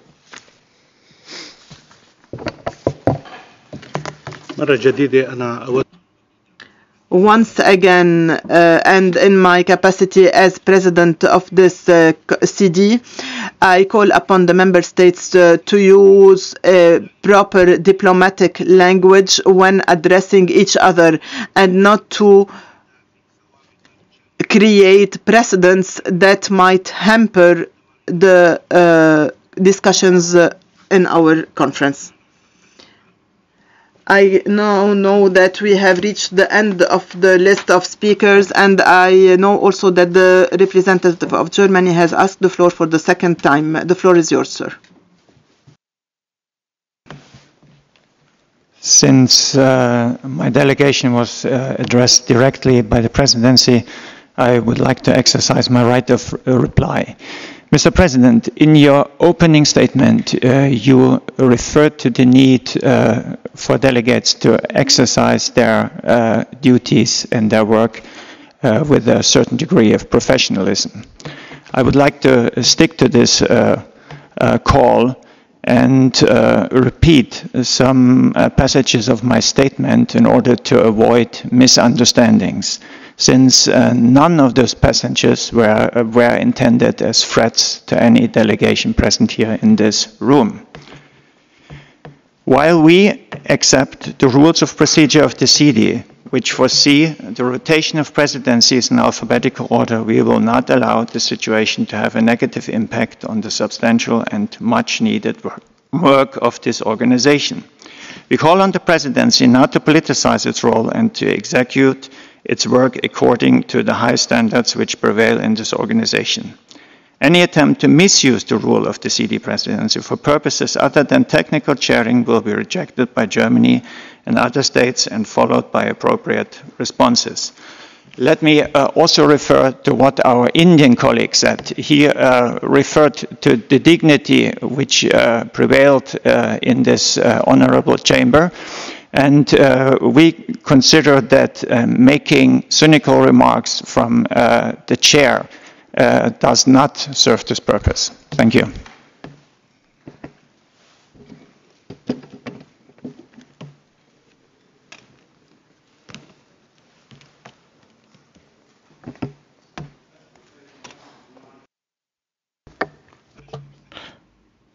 I thank the distinguished representative of Germany for the clarifications that he submitted, in which he insisted on respecting professionalism. I think that your remarks concerning not making any remarks that would hinder the work of this conference should be applied to everybody, starting from the president and starting from everybody else, that the president and everybody should respect this principle. Now that we have exhausted the list of the speakers, I would like to make my statement in my national capacity. And I feel obliged to make this statement in light of the many statements that we have heard during this morning session.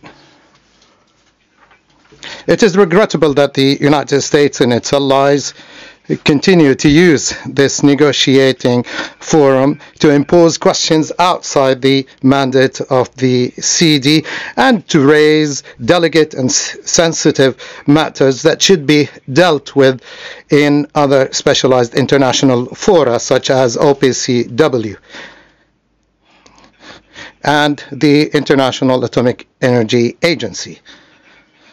And they are rather raising these questions as a matter of sensational propaganda. It is even more regrettable that these mentioned states are taking yet an additional step to undermine the works of this forum, and that they are behaving in a way that is at variance with the rules of procedures and the principles upon which this conference has been established, mainly Articles 3 and Article 9 that govern the principles of participating in the works of this conference and govern the mechanism of rotation in the presidency among all the member states.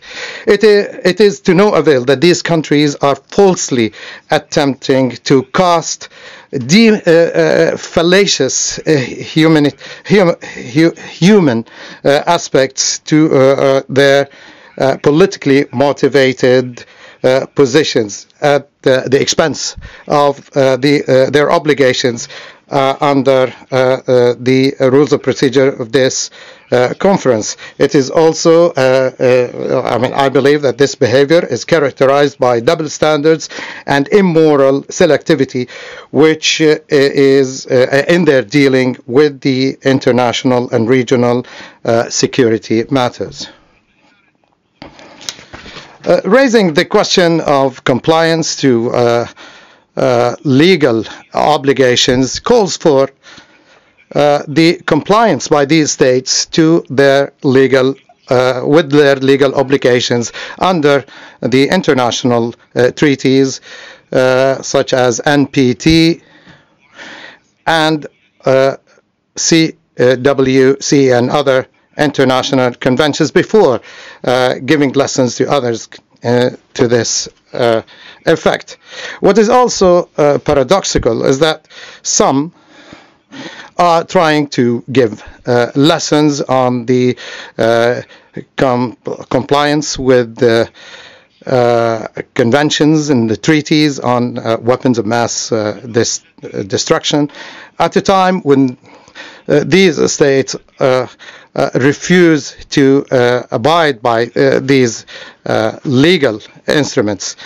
And bearing in mind that they are the only party in our country that still possess arsenals of various kinds of weapons of mass destruction, be they nuclear, chemical, or biological. So the allegations by these states that they want to ban the proliferation of these weapons of mass destruction is not compatible with their insistence to address the presence of such, or the alleged presence of these chemical weapons in a way that is at variance with the provisions of the CWC, and that are tantamount to violations of the prerequisites of investigating such incidents, as well as a violation of the chain of custody that is key in the treaty. These countries continue to preempt the outcome of the investigation every time, and these countries continue to launch accusations without any proof. They're taking it as a pretext to take actions that can amount to the crime of aggression against sovereign countries before carrying out impartial and independent investigation of such accusations. This was the case in the alleged incidents of Khan Sheikhoun and Douma. There's no doubt that preserving the international and regional security will not be achieved by such behavior, and will not be achieved by being determined to derail the work of this conference that is aimed at arriving to an agreement or a convention to combat biological and chemical terrorism. This is taking place at a time when there are reports by some terrorist groups, reports on some terrorist groups trying to acquire and stockpile toxic chemical substances and to use them as chemical weapons in Syria, Iraq, and elsewhere. I feel sorry for this abject discussion that was used by some states with a view to disrupting the Syrian presidency of the CD, and with a view to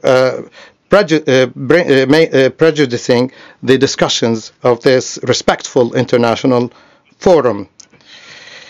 It is also regretful that these countries are insisting to raise questions outside the agenda of this conference.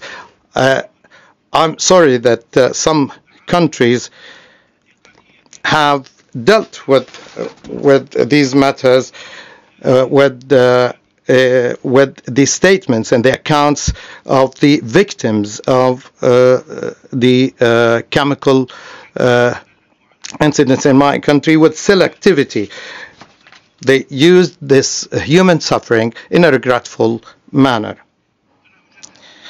I reiterate my commitment to uphold this presidency with full transparency and professionalism. I will act in a way that will address the security concerns of all the member states. I will be guided by the rules of procedures of the conference.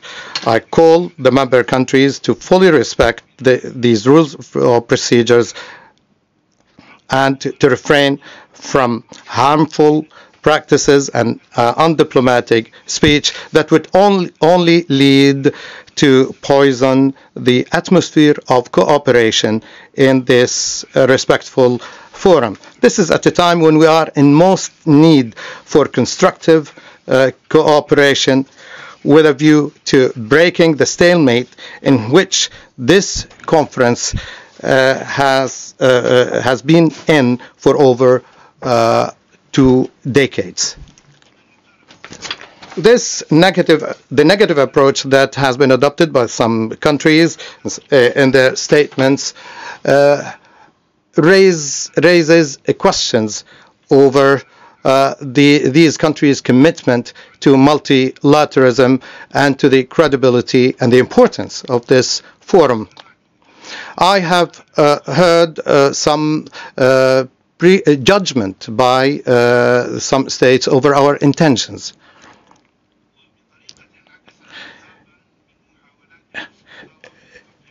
In a way that is, I would call a phobia that accuses us of politicizing the works of this conference.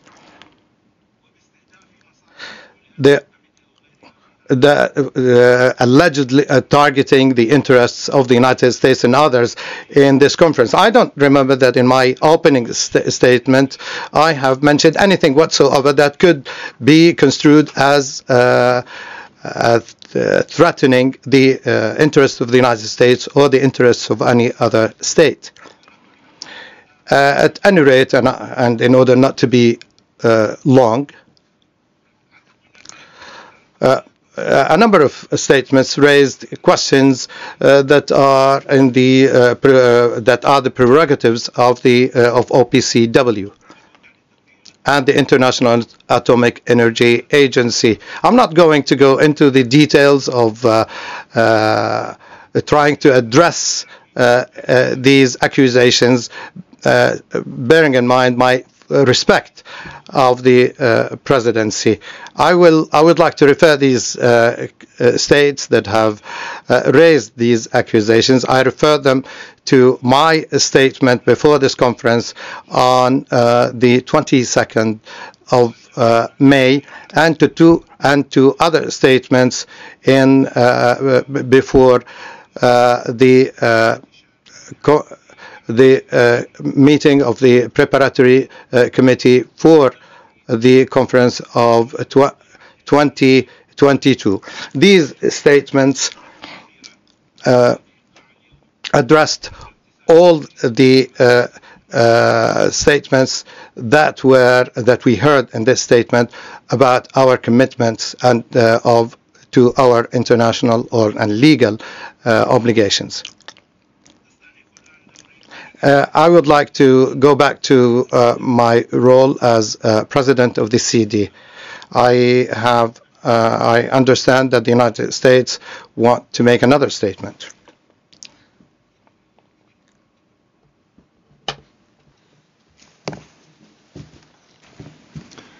Colleagues, let me just say that I have been heartened to hear the condemnation today of the Syrian regime and its presiding over the presidency of this distinguished body. I'm not going to continue with or elaborate on my comments in my statement this morning. I think it's very clear, but please let there be no doubt that the Syrian regime's use of chemical weapons against its own people is not in question. We all know that. The lies coming from the regime are fooling absolutely no one. It's interesting that the regime is concerned about so-called poisoning of the atmosphere here in the CD. I'm frankly more concerned about the poisoning of the Syrian people. And for those who say that it's inappropriate to bring the issue of chemical weapons into this body, I once again remind you that the Chemical Weapons Convention was negotiated in this body, and any violations of that convention deserve to be raised in this body.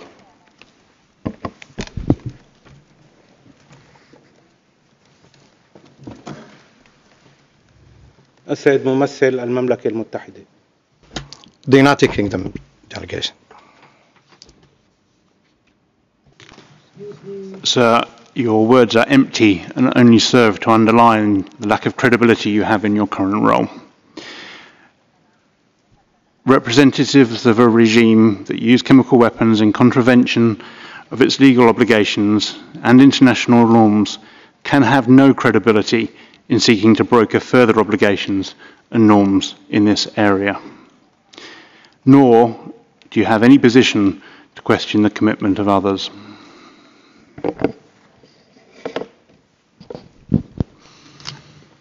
سعادة السفير أنا سأستمر.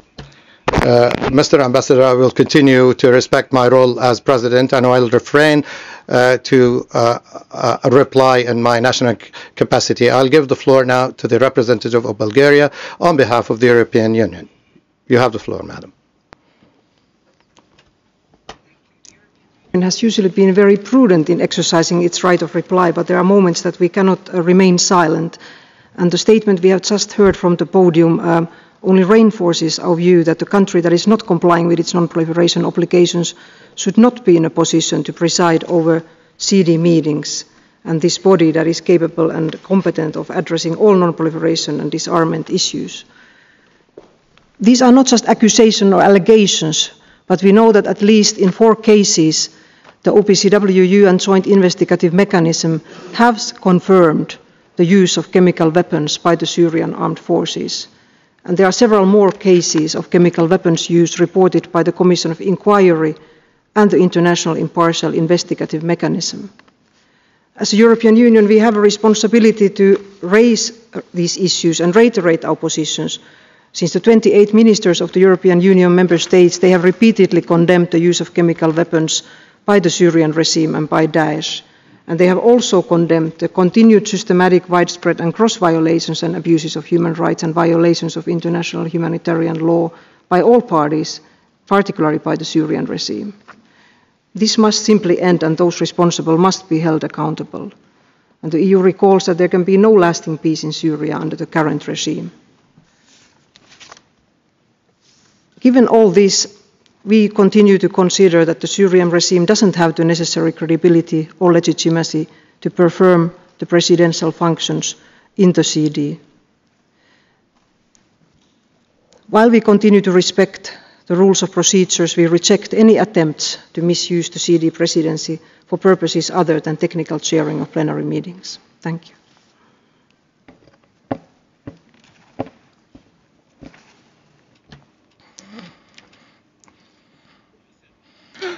The distinguished delegate of France, you have the floor, sir.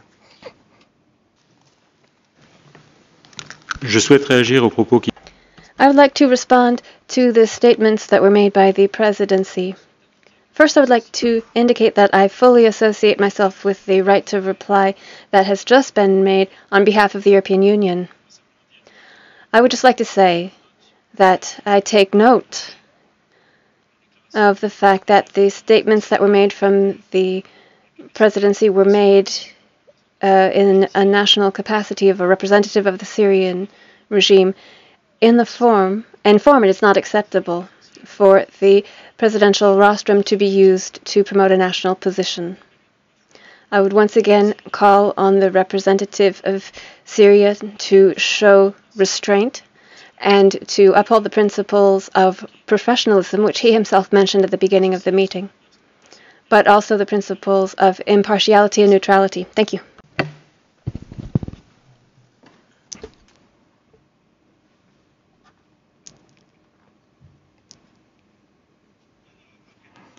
I assure the representative of France that the presidency of the conference has been completely impartial and has led the works of this meeting in full professionalism, and I reiterate my right to make a statement in my national capacity, as has been the case in this forum and other 4 United Nations fora.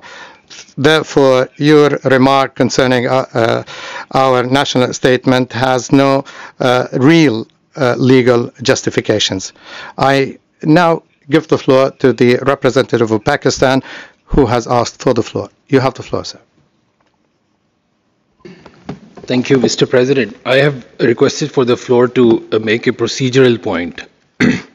My delegation respects all points of views and all opinions of all CD members, but there is one thing that we cannot agree with, and that is denying the President the opportunity to speak in the national capacity.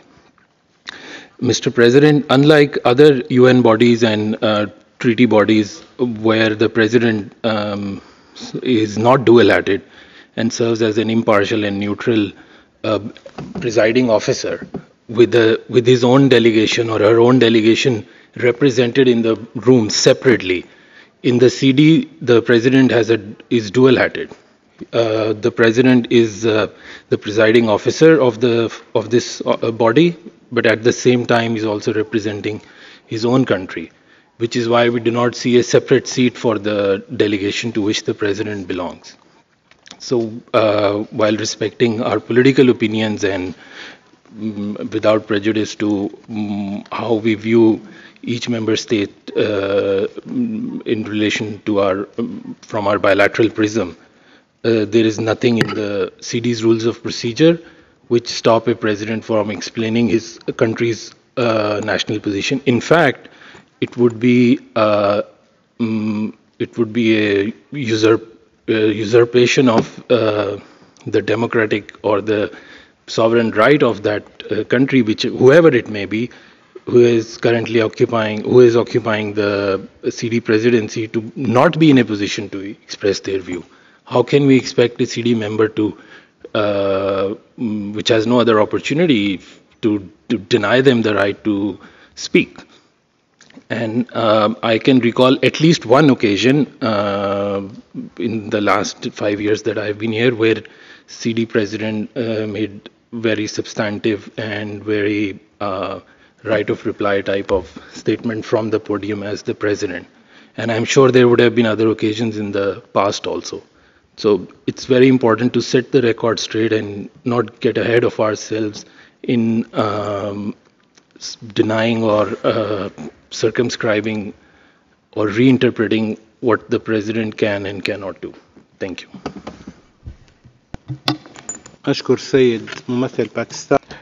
I thank the distinguished delegate of Pakistan for his statement and for his clarifications.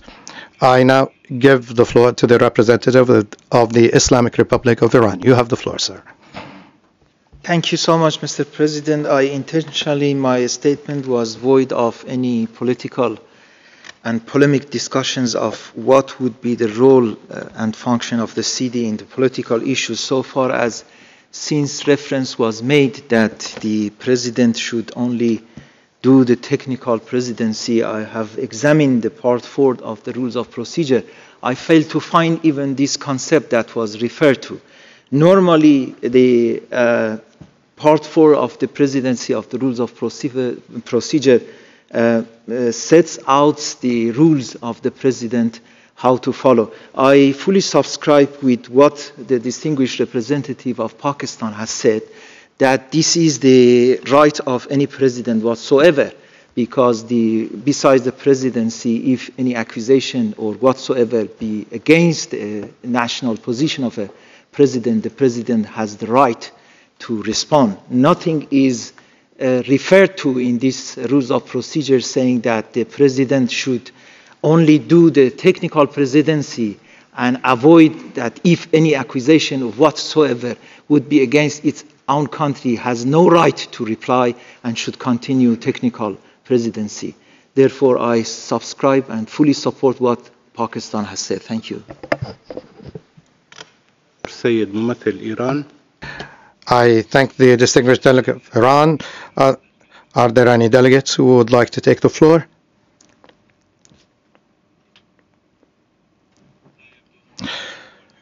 It seems not to be the case. By this, we reach the end of our today's meeting. The next plenary meeting will be held Tuesday morning on June 5th at 10 o'clock in this chamber. Thank you. The meeting has been adjourned.